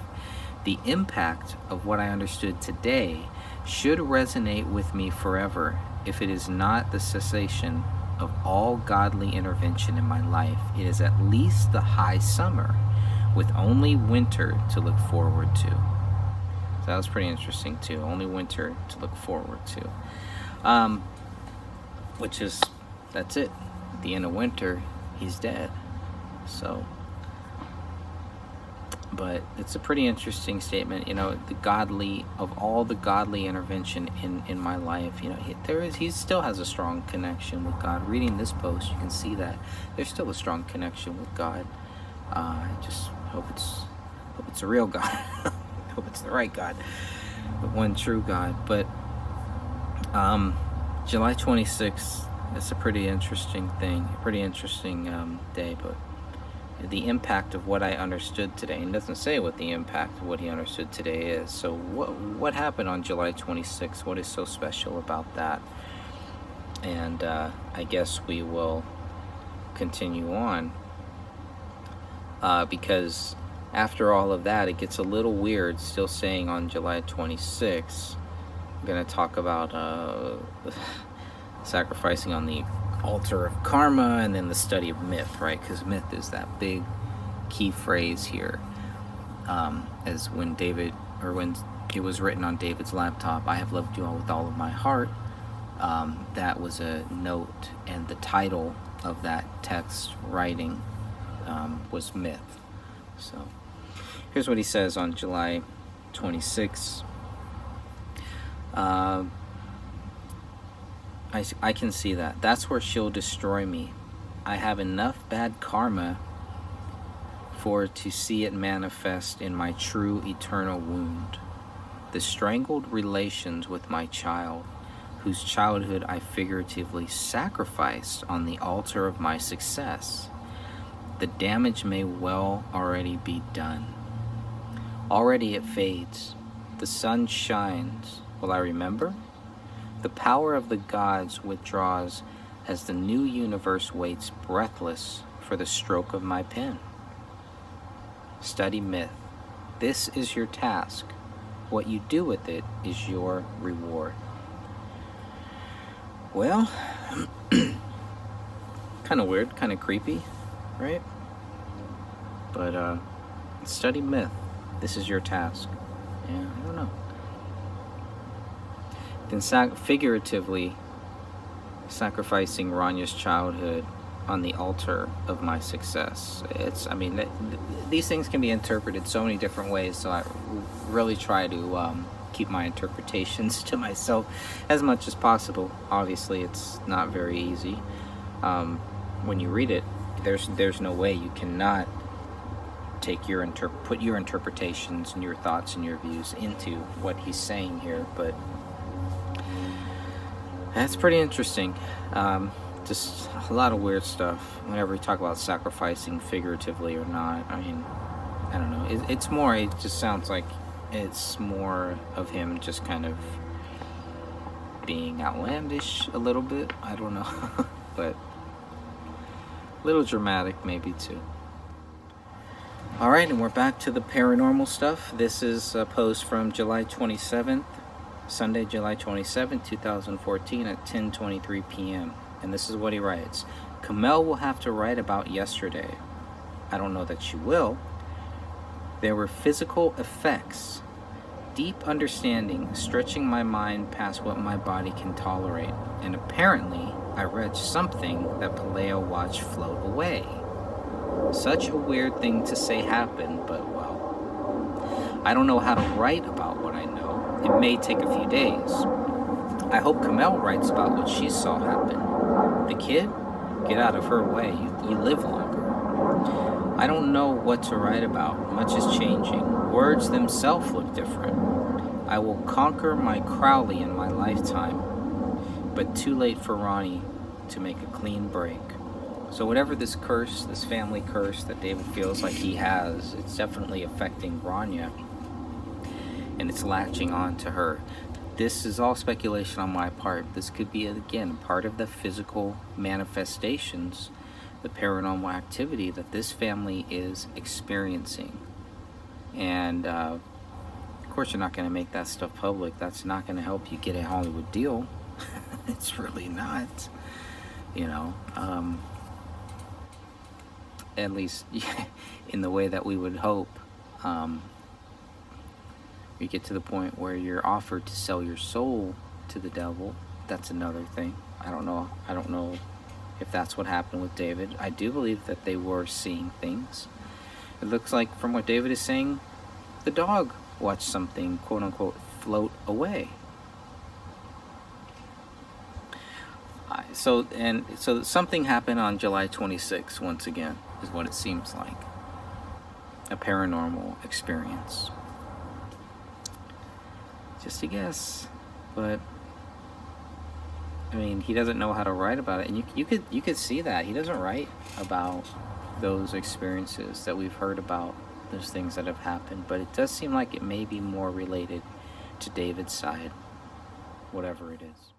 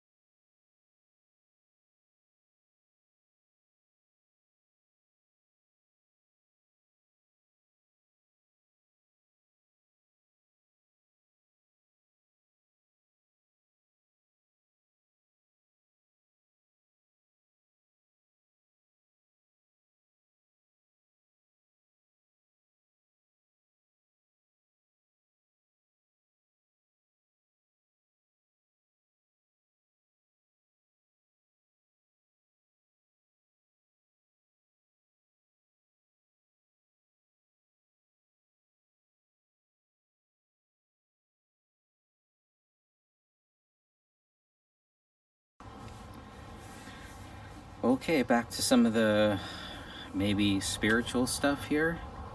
We're going to talk a little about a soul transfer, something like that. So here's what David writes on Friday, August 22nd, 2014 at 9:13 a.m. Today, Kamel awakens to an article about soul karma and new souls coming to be in Earth. I had read an article some time ago and was also taken by the concept of life in Earth being a dangerous adventure only the brave souls volunteer for. And then, there we are. But I was never convinced of the idea that we were new souls, like the ones described from other planets and whatever. Anyway, this had me thinking that way throughout the process. And after our chat this morning, I Googled the topic and found an article about soul walk-ins. Not a new soul, but a transferal. I know I was talking about this back in May as being like a changing of the guard behind my eyes. Feeling like someone else was taking the driver's seat, settling in, awakening to my own gifts and strengths with renewed passion and gratitude. A soul exchange. I was trying to create my own meaning, hinge into something. So back in May or wherever, I even held back that mock funeral for my old self. So back in May or whenever, I even held that mock funeral for my old self. I let him die, for God's sake. Maybe all that means something, and the new me is clicking with knowledge and wisdom and wrath of the gods. Beautiful. That trauma I saw July 26th. Now I want to know what this trauma is that he's talking about here on July 26th. He says, that trauma I saw July 26th, whatever it really was, there was that moment when I perceived that I was far from all help and that I was alone in the world, cut off from the guiding light of the place where I came from. To me, in the moment, it felt as if maybe Christ on the cross when God himself looked away. Allegory, story, fact, I do not know. But if there is a reference there for me in relation to the soul exchange business, it's that the transferal process of the new me was completed then, and I am now on my own. pretty interesting stuff there. Whew, it's a lot to take in, I would say. But for me, the key thing would be this trauma that he's talking about on July 26th, and being cut off. Because when you are cut off from God, when you're cut off from Jesus Christ, a lot of bad things can happen. That's where the devil gets you. That's where the devil wants you. That's where he wants us all. And I like the way, it's like he's talking about Jesus Christ, but he's still not sure that it's true. And that's a dangerous spot for a Christian to be in, especially one who grew up as a Christian and is now starting to question it. Oh, the devil loves that. The devil loves going after that, no doubt. But he says, allegory, story, fact, I do not know. But there is a reference there for me in relation to the soul exchange business. And I thought that was pretty interesting here. But to feel like you are, like there's somebody else behind the wheel driving you. And that's a pretty terrible thought. That's demonic. That is, a hint. Demonic hint. Occult hint. No. The hint of something else being there that you have to fight and continue to fight. And again, not saying that that's what happened with David, but obviously this is, when I read this, these are some of the things that I think about. It would not be hard if let's just throw this out there, okay? If David was possessed by a demon and did this, we would not be here. The evidence would be there. It would be very, very clear. Okay, yeah, he's guilty. There wouldn't be all of this strange things that we see in all these different rooms. There wouldn't be missed opportunities. There wouldn't be such a rush to judgment with David Crowley. None of that would be there. If a demon was involved, it would probably be really, really short and simple. However, demons don't sit on the sidelines, but they do like to observe from the sidelines and get other people to do their work. Meaning whoever did this to David could have been under demonic possession too. Could have been related. I don't know. Maybe it's not, but I can't turn my back away from the clear evidence here that we see of a possible demonic presence. So that's why it's very important to know what is he talking about in relation to July 26th. And August 29th, 2014, on Friday at 5:46 p.m., back to the paranormal stuff. So onward with the spiritual stuff, David Crowley writes. A flash of white light seen by Ronnie and Kamel in Ronnie's room. And a strange experience where Kamel heard Ronnie speak in a voice that was not hers. Okay then. I'm only sitting here long enough to write this. Then on to embrace a new solution. So, the way that he writes about the paranormal stuff, even, most of the time the way that Kamel talks about it, it just seems like it's just it's a part of their life. It's not that big of a deal. It's not something that is all of a sudden happening. This could be things that have happened from their childhood.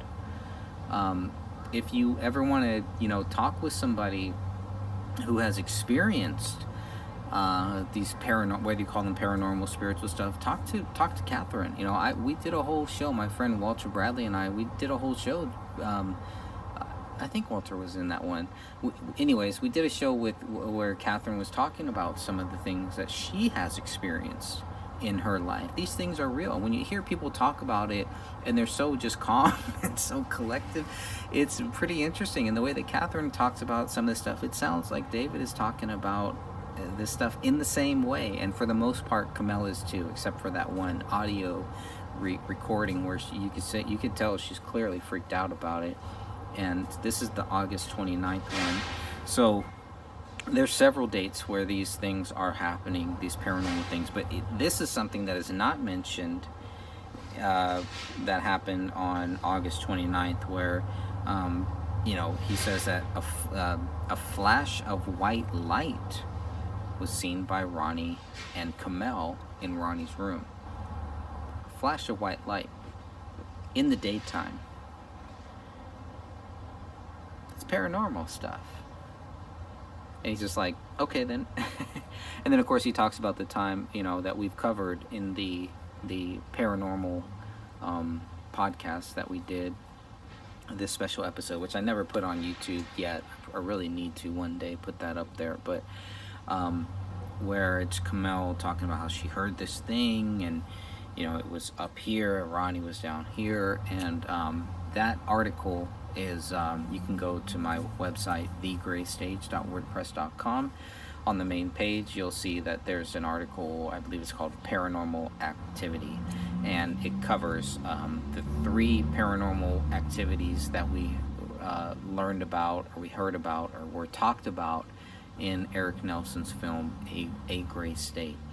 It doesn't, I don't think it mentions what Sidra Alam told me, which I did put in my book, The Gray Stage, so that is in there too. But collectively, at some point collectively, yes, I'm gonna have to do a big piece to just put all of the paranormal stuff into one article, into one book, into one chapter, something like that, because it is kind of the missing link, I believe, with a lot of people, where they think, well, that just means that they're crazy. And obviously that's the first thing people who have not experienced paranormal activity, or who are not open to paranormal activity being real. But if you read your Bible, you can clearly see demons are real, and this stuff does happen, and Christians are vulnerable.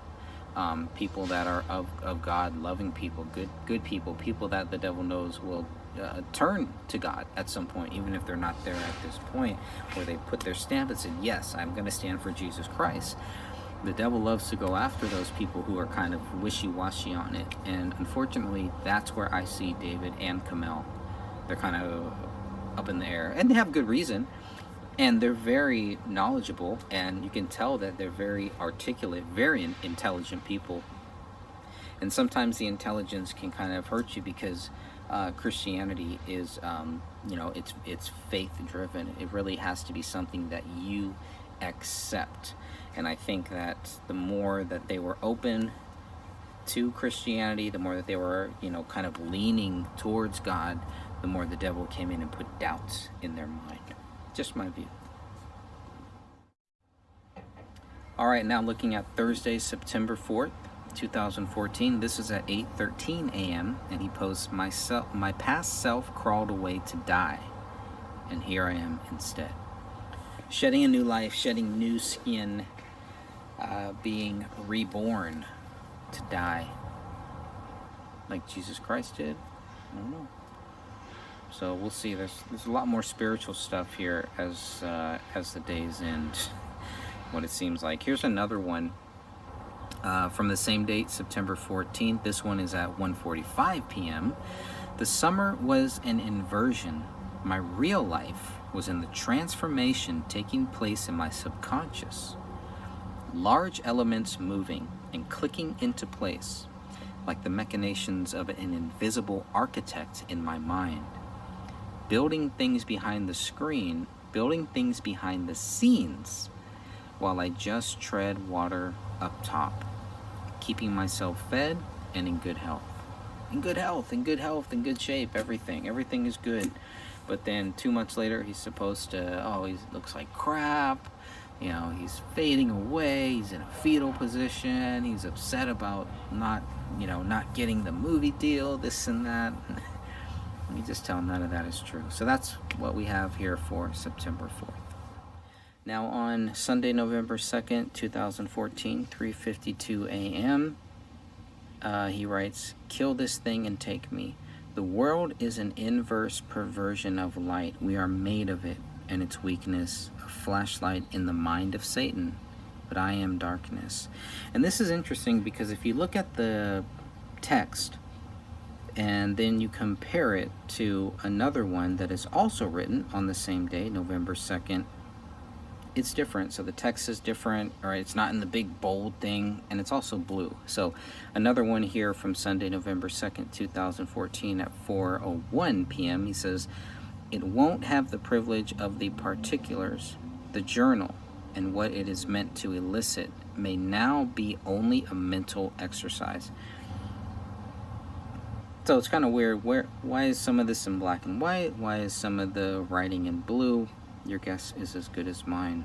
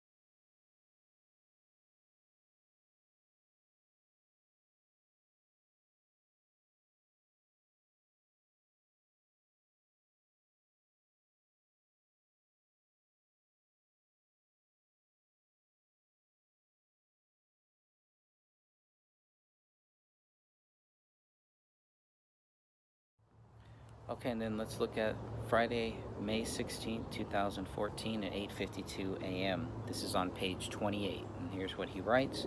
Simply must do a better job journaling. It's not hard. Just write something down. I've talked about that. You just have to keep writing, keep writing. A good writer just keeps writing, just whatever. Journals here, handwriting, whatever it is, just keep writing. So he's saying he must do a better job at that. Here's his new plan here. So the new plan, you'll just write down the things you did each day. Then you'll likely be following up with how you felt about them. That's a real journal. That's what a real personal journal is. So what's your life lately? Finish the script's first draft. So by this day, he is finishing the first draft as of May 16th.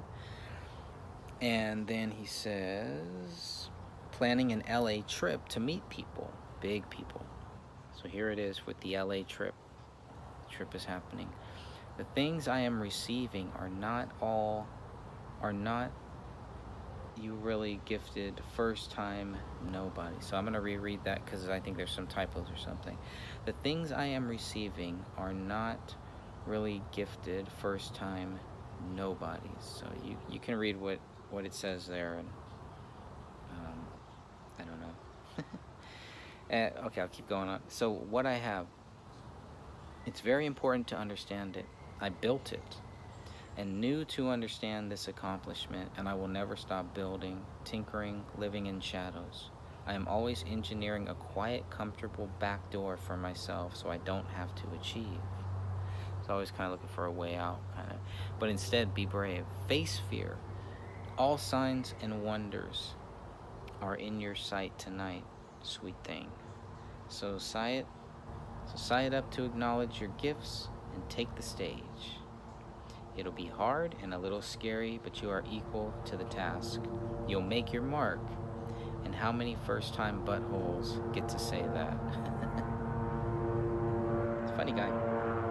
And I'll wait for the plane to fly away.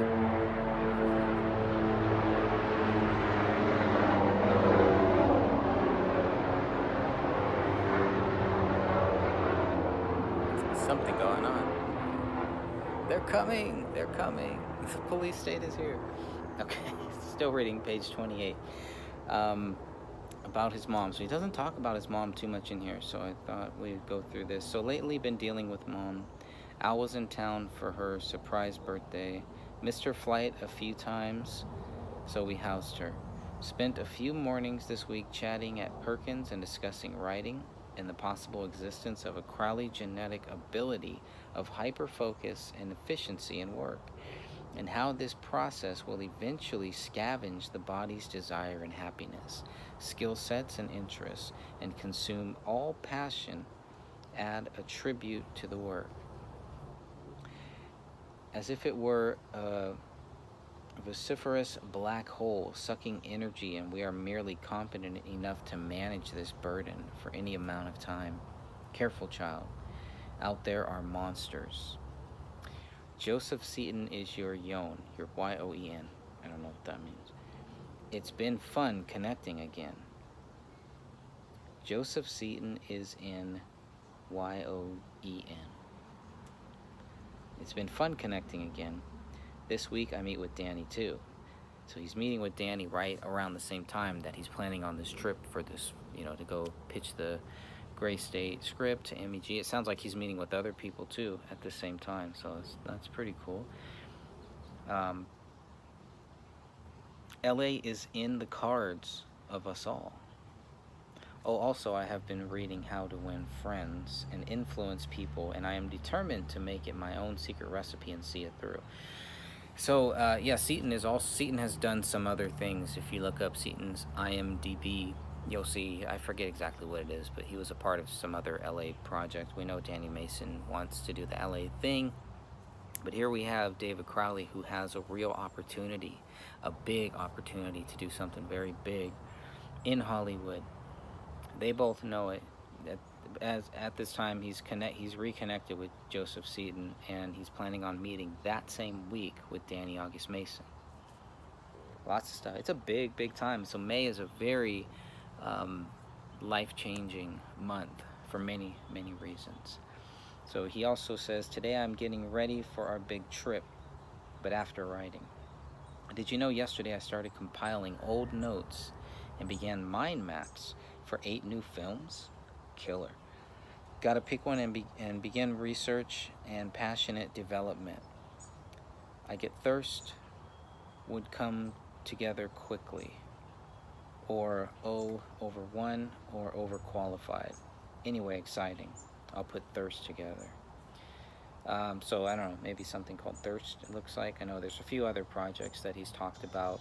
Hera is one that was on in his office bedroom, and so he's got a lot of other plans, kind of using the Gray State as a stepping stone into Hollywood is kind of what it sounds like here, getting his foot in that door, and just kind of seeing what's going to happen. But this is also more evidence of him being LA bound, going to LA, not just going to LA for just, hey, let's just go to LA, this and that, going to LA so that they could then really make something, really do something big and powerful.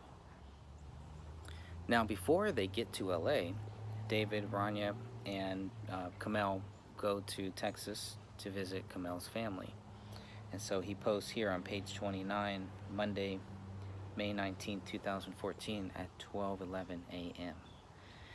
Made the trip to Texas today. It's good to see Kay's family again. Went to Crickets, Brazos, downtown area, all of our old spots, distant memories, never built on or expounded because there's a kid here to roll right over any time Kay and I would have spent together as adults in love. Just slipping away to play football, foosball, and pool. Driving past Baylor to go to Crickets. Baylor's the college that Kamel went to. All I could do was watch Kamel in her place, not mine, and finding SUV interest and passion and affection there. Then we come back, and it's just Rania's demands and needs. Not her fault, but holy Christ, I can see without obstruction the life we would have had together if we were just me and my love Kamel. Evil thoughts, maybe, damn right. But being dishonest to myself about the sinking sadness I get knowing I am living in a prison won't do anybody any good either. That's very true there. So again, it's just more of him, getting these thoughts. A lot of people don't write their thoughts down. This guy did. To get over them, to recognize that they're evil, to recognize that it's wrong, and then to move past them. So it's a very brave thing, actually, I think, anyways. Let's see. My needs and wants are modest. My passion for Kamel is absolute and pure. But there's this thing, this weeping, hurting, hungry, needing thing that is going to be a permanent block to our youth and happiness, and the life of magic and love Kay and I might have had is lost forever. God bless Kamel. Right back to being a supportive mommy, knowing that every time we try to find a moment to ourselves, we'll get pulled back to this child's dark reality. And that's life, right? That's what being a parent is, man. Ask any parent, these are all normal things I think parents go through. So if you're a parent, what do you think about that? Obviously you can't do some of the things. Some people still try, unfortunately. They still try to do those things that they would do as single, as a husband and wife without a kid, right? But man, I don't know. You get to the point where you gotta really measure that, and it's they're putting the kid first, and they're making sure of that. So I don't know. You have more proof of David working things out, more proof of Kamel being a good mom. Kamel being a good mom in a lot of this journal is very important, especially to the idiots who really think that Kamel um, is also a murderer and was part of a pact to kill Rania, to kill themselves. It's just some of the most ridiculous things I've ever heard. But so you'll see a lot of that in here. A lot of love, a lot of self shame that David has for his feelings, and then getting over those feelings too, I think. So he says it's hard to grow up and lay down your life for a child when all you wanted was some time to be alive with your wife. The army took a year, and then right into the abyss with the child. Time to die and realize I will only have that time when we are old and tired, and she has her way with us for 20 years. But goddamn, it fucking hurts. I mean, it's a very honest thing to say, a very relatable thing. I would think that, you know, it's time to die and realize, yeah, that your child is here now, and your life is now about them, at least until they're older. So David has a choice to do the same things that he feels that his dad did, or maybe both his parents, I don't know, but he has that choice now, and it sounds like he's really coming to terms with that choice, you know, to complete that pattern of his life, of his family, or to break that chain.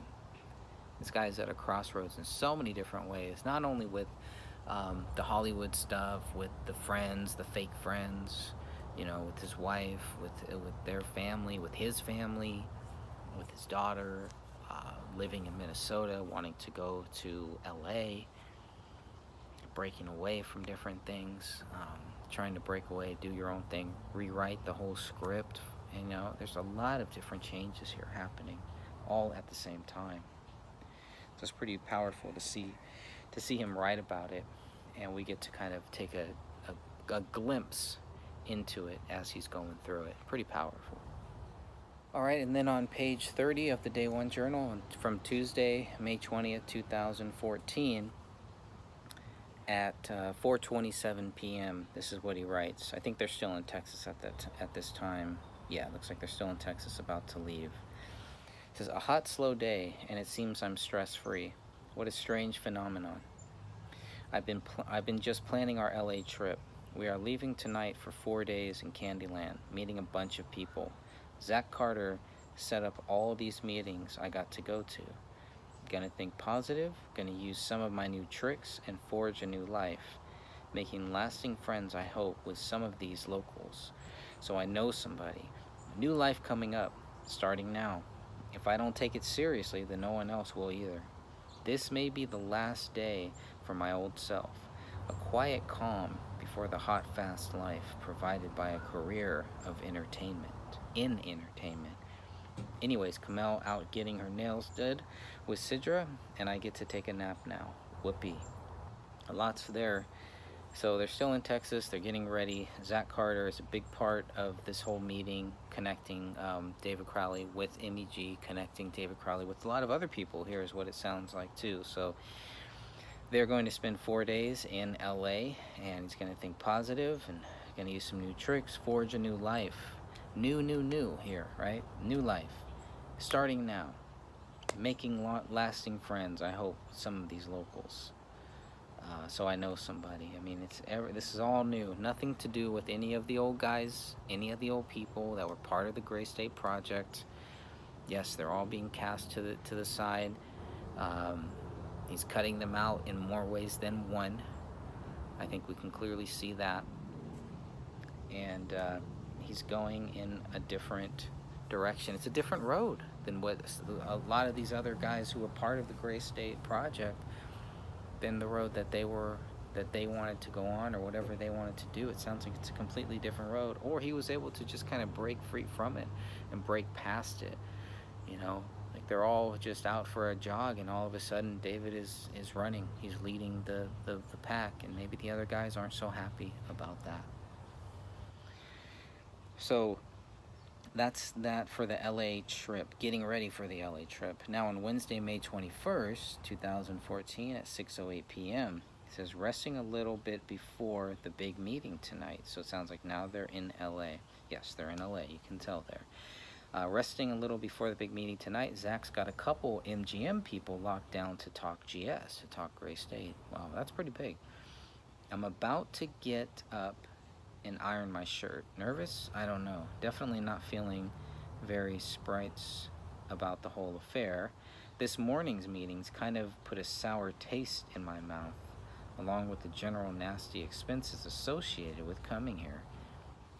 How not to be worried? Guess I'll look it up.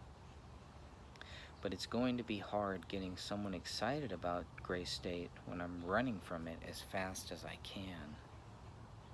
Sounds like the morning meeting didn't go too well, and he's hoping that the meeting that night will do a little better. I'm sure we all are. All right, and then Thursday, May 22nd, 2014. This is, if you look on page 32, you'll see a very familiar picture. And so this picture of Kamel was used in many of the early news articles, etc. So I don't know if this is also posted somewhere on social media. If it's not, and this is the only place that it was posted, this could give us a glimpse into how long the Day One Journal, how long people have had the Day One Journal, including the media, or at least photos from it. How they got it, I don't know. So that's very curious right there, I would say. And he says, anniversary, remember you had a great day, shots and tattoos with your best friend. So they're in Hollywood, and sounds like things went good, right? Doesn't really give too much. Of course, he's also posting on Facebook too at this time.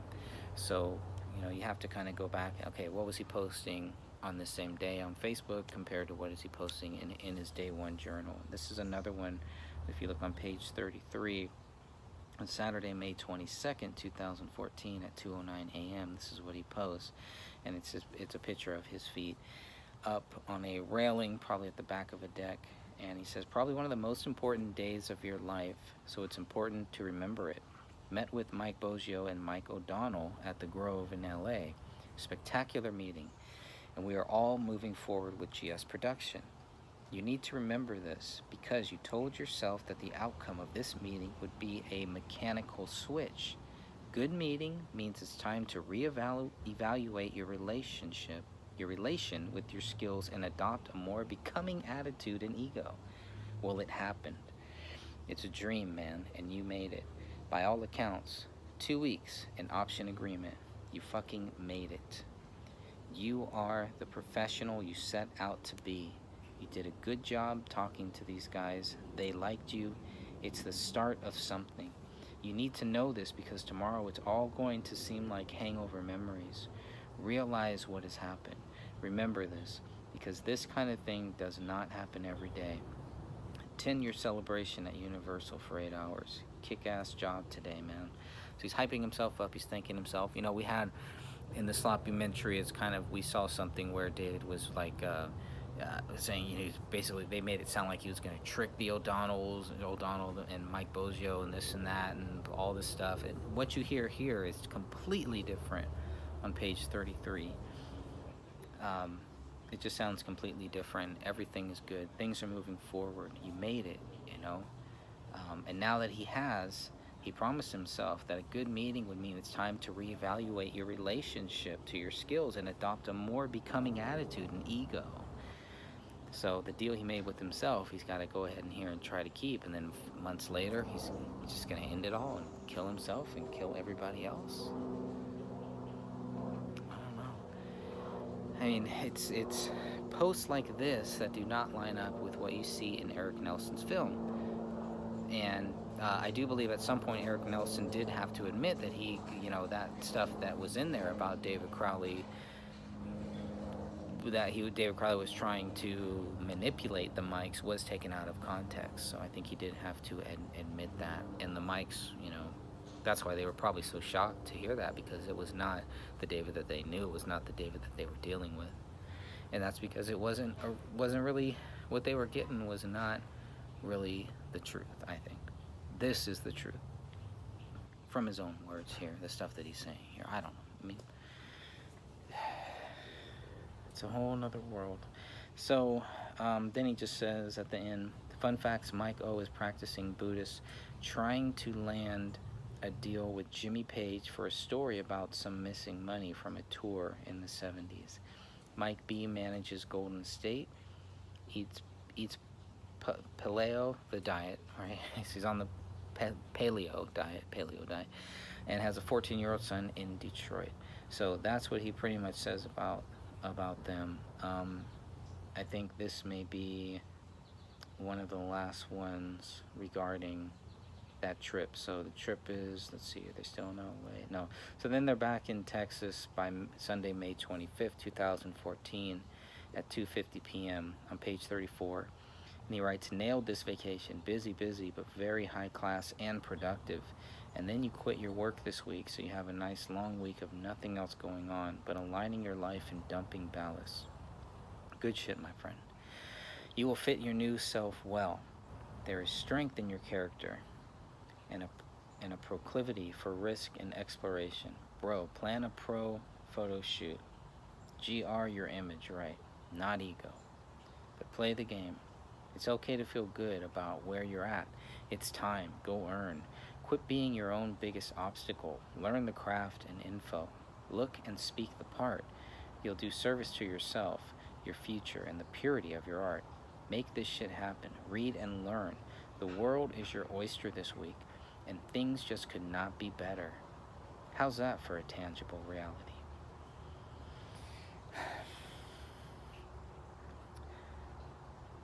You just merged with your future self. Congratulations. Now quit honking on yourself and focus. Now the real work begins. Powerful. Powerful stuff. Maybe one more here from Tuesday, May 27, 2014 at the bottom of page 34 of the Day One Journal. Had a big breakthrough tonight, including a cool astronaut in space, out of fuel, or so he thinks. But all he has to do is turn it on.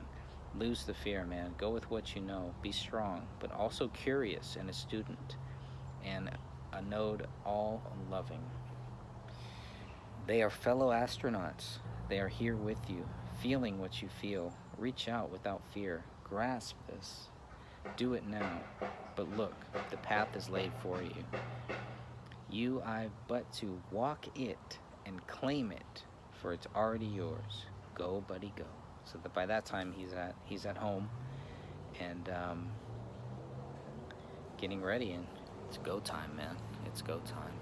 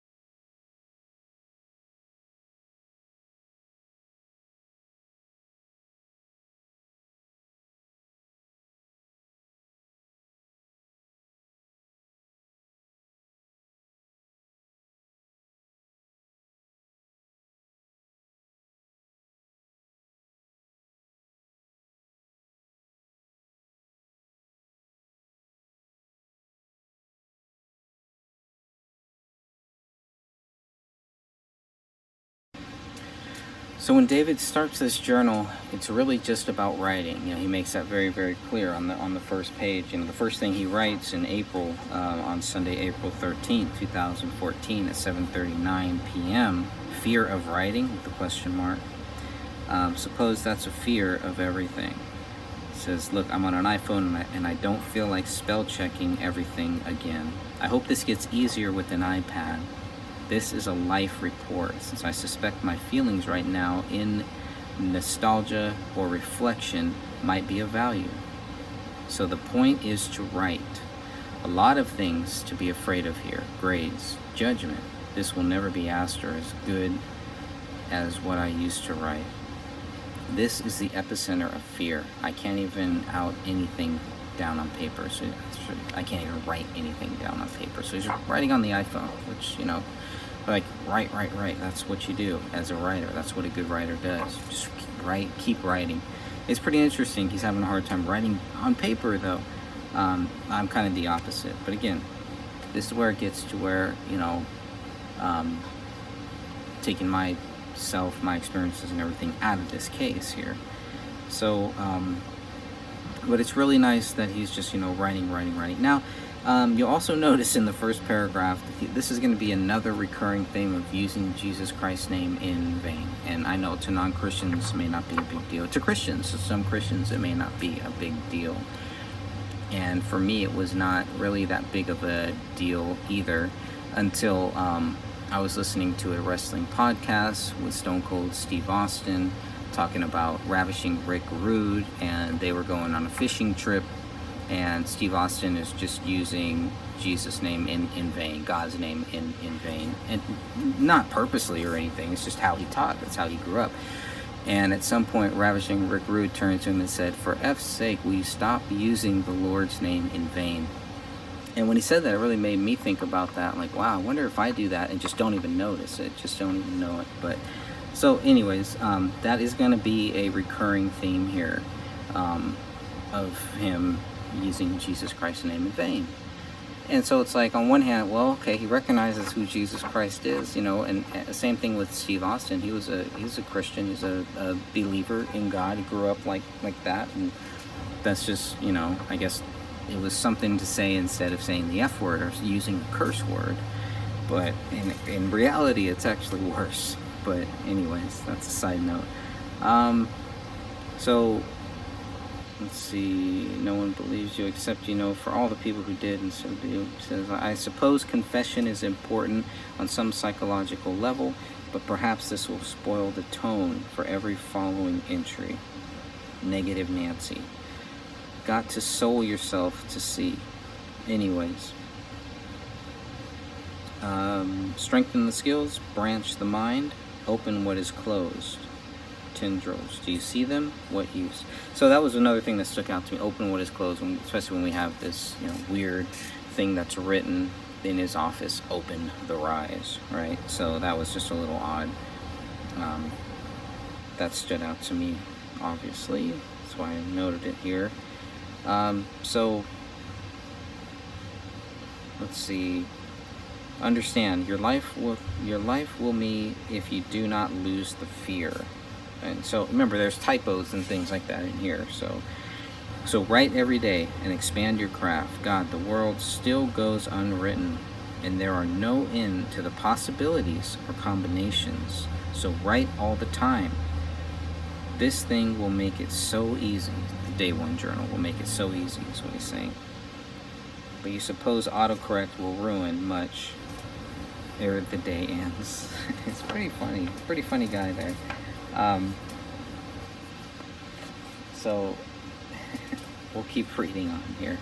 But I guess when I printed this thing out, and like I said, 162 pages, I wanted to print it on two sides, but it only printed on one side. So, but some of the things on the paper are out of order. But for you, that's not gonna matter. What's gonna matter is that you're able to look at certain dates of the things that we already have, things that are in my book, the things that David Crowley writes on social media, the dates that the Sloppumentary focuses on. You're going to be able to look at this Day One Journal and kind of get another view of things that are going on during that time, I suppose.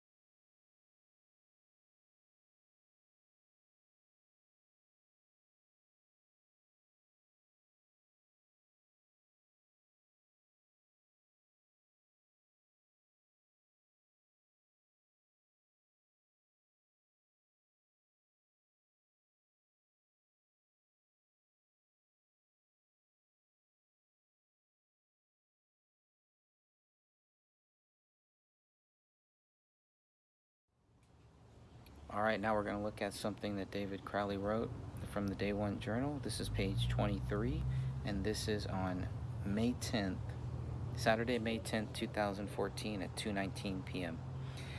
And he writes, a lot of emotional turbulence coming in for a landing. Understandings and connections. Oh, I see. David, have you checked lately if your father ever wanted you? No, of course he didn't. And neither do you. Want Rania, that is. Of course, a terrible thing to admit. But what gain is a father who provides but does not nourish or sustain? Nurture and play, challenge, admit to, confine in, love in old age. Follow the pattern, see it. It lives on in you. Unless your reality meets you at your circumstances, and you can do what no one in your immediate family has, embraced fatherhood. Well, Tim does a good job, but his career is nothing to speak of. But that's because he chooses things like cricket farming, for fuck's sake. New directions, fatherhood, family anchor. You hold that shit down. So you can interpret this obviously several different ways. Oh my God, he's saying he doesn't like me, he doesn't love Rania and this and that. But he's admitting his feelings and trying to break that hold. He's giving himself the new direction. And the new direction is fatherhood. The new direction is family anchor, holding it down. He said it's a challenge to himself to see if he can embrace this, to see if he can do what no one in his family has, and that is embrace fatherhood. So he must be talking about generations, not just talking about himself, not just talking about his father, probably talking about his grandfather, and who knows, grandfather's father. And that could include David's mom's dad too, right? I mean, we've heard some stories about that too. How David's mom was pretty much the one who had to take care of everybody and kind of raised everybody, all of her brothers and sisters. So I think, obviously you read it and you're like, man, that's pretty damn harsh. But to admit that and then to try to move beyond that shows growth. And it does show that he is looking into the new direction of fatherhood. So I think it's always good to kind of put those things into the proper context. And when you align it all with everything else that is said later on too, about how much he loves Rania and all of that stuff, you can clearly see it. But obviously some people are going to read that and just think David is just this jerk who hates his kid, never wanted her, and never learned to love her. And I think the journal, in the full context, if you read the whole journal, not just part of it, if you read the whole thing, you'll see that that he does love his daughter and he does grow to love her. And let's just say that he didn't, okay? That does not mean that he killed her, obviously. You can say that any of this stuff in the journal means, oh, well, that points to David killing her, but none of it proves it. None of it gives you any motive, as the police have confirmed here in this. And none of this gives you any reason to think that any of this would lead to him killing her 5 years later, whatever. So a lot of reaches, a lot of things can be made from it, but everybody's going to read it differently. That's their freedom. But it's just nice to have this stuff, to be able to read through it, and now you get to decide whatever you want to think.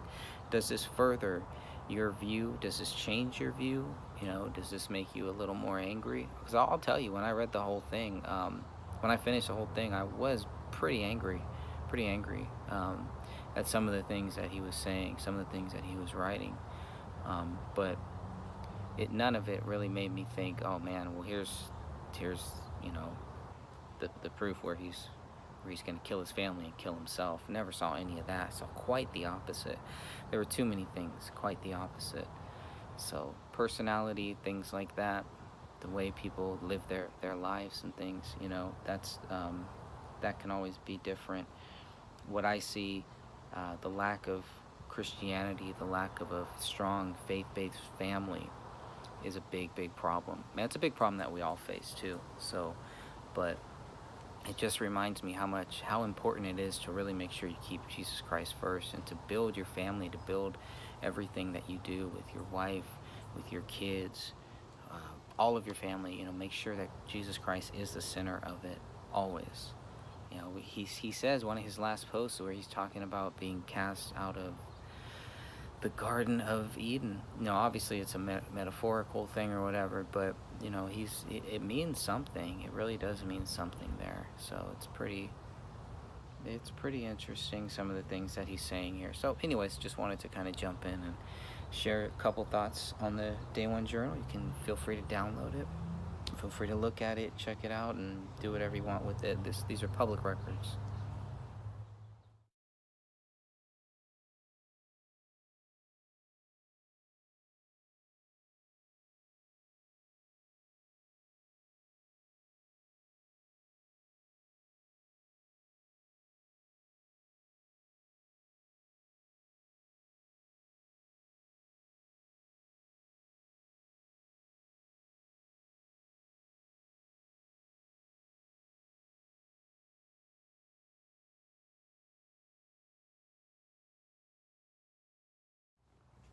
All right, and okay, so here's what David writes on Saturday, September 20th, 2014 at 12:54 p.m.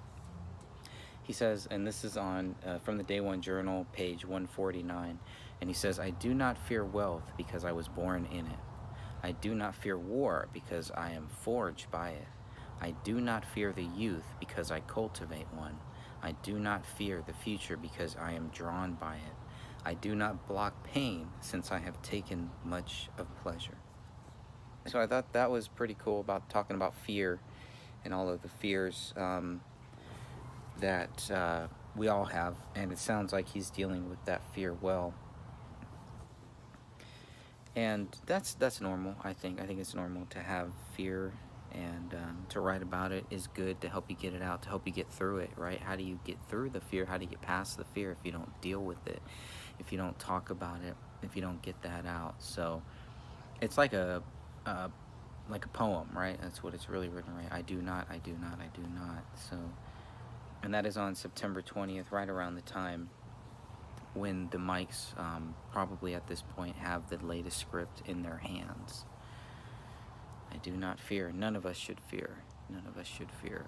Those who fear, those who panic, those are the ones who fade away first. So I only fear God. That's about it. So that's my fear, is not doing what Jesus Christ wants me to do. That's my only fear. But these are some very powerful statements just a few months before David dies. So September, October, November, December. There it is, page 149, and that's September 20th.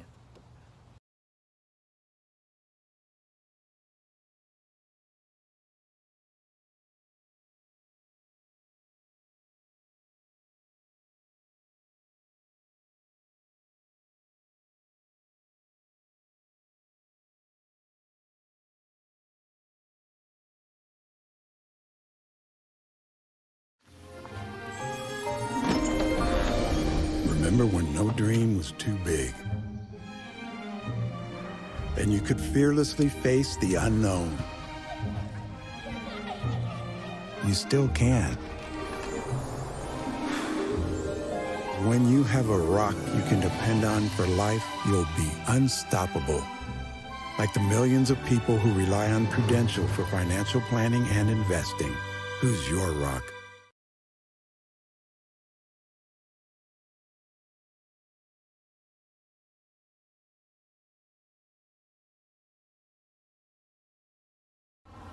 August 28th, there's some really good stuff here about being sober. He says, "I feel really good today not smoking." He feels emotionally stable, good energy levels. "I'm about to, since it's time to write, and I'll continue to partake until my performance stops improving, but it's nice knowing being just me and my body isn't so bad today." Now, that's a very powerful statement when you talk about smoking weed, and kind of when you stop smoking weed, or when you just take a day or take a break off of that. I can definitely relate to that. I think my addiction towards weed sounds like it was a lot more serious than what David Crowley was going through, but he says, "I feel really good today not smoking, emotionally stable, good energy levels." These are all reasons why weed should not be a long-term thing in your life. At certain points, you know, and there's the CBD, man. CBD is awesome. I'll just say that. I don't know what CBD. I don't really remember CBD back in 2014, 2015 being a thing, but man, CBD is awesome. It's all the good stuff that weed has, and it takes, you know, you don't get any of that bad stuff that it has to, including the addictive nature in it and the hallucinogens. It's really, you don't really want to call it that. The psychedelics, I think, is the more accurate scientific term, whatever. But you can tell he feels better when he's not on it, but he's using it. It's a tool, it's a means to an end. It's a tool that he's using to get to this goal. The goal is to finish the script. The goal is not to kill everybody. And there's no way that I'm going to buy that the goal from August change just a couple months later with everything going for him. That's why people had to make it seem like David Crowley's script was dead, that the project was dead. Otherwise, it would not make sense for any of the drama, any of the BS that we hear past that. He also says, could be that I'm up at 5 to work out 4 days out of 7. So he's working out, you know, and that's keeping him busy. Eating healthier food, a healthy mind, and also a never-ending bottle of pot. So there you go. Pretty funny stuff. This guy's funny.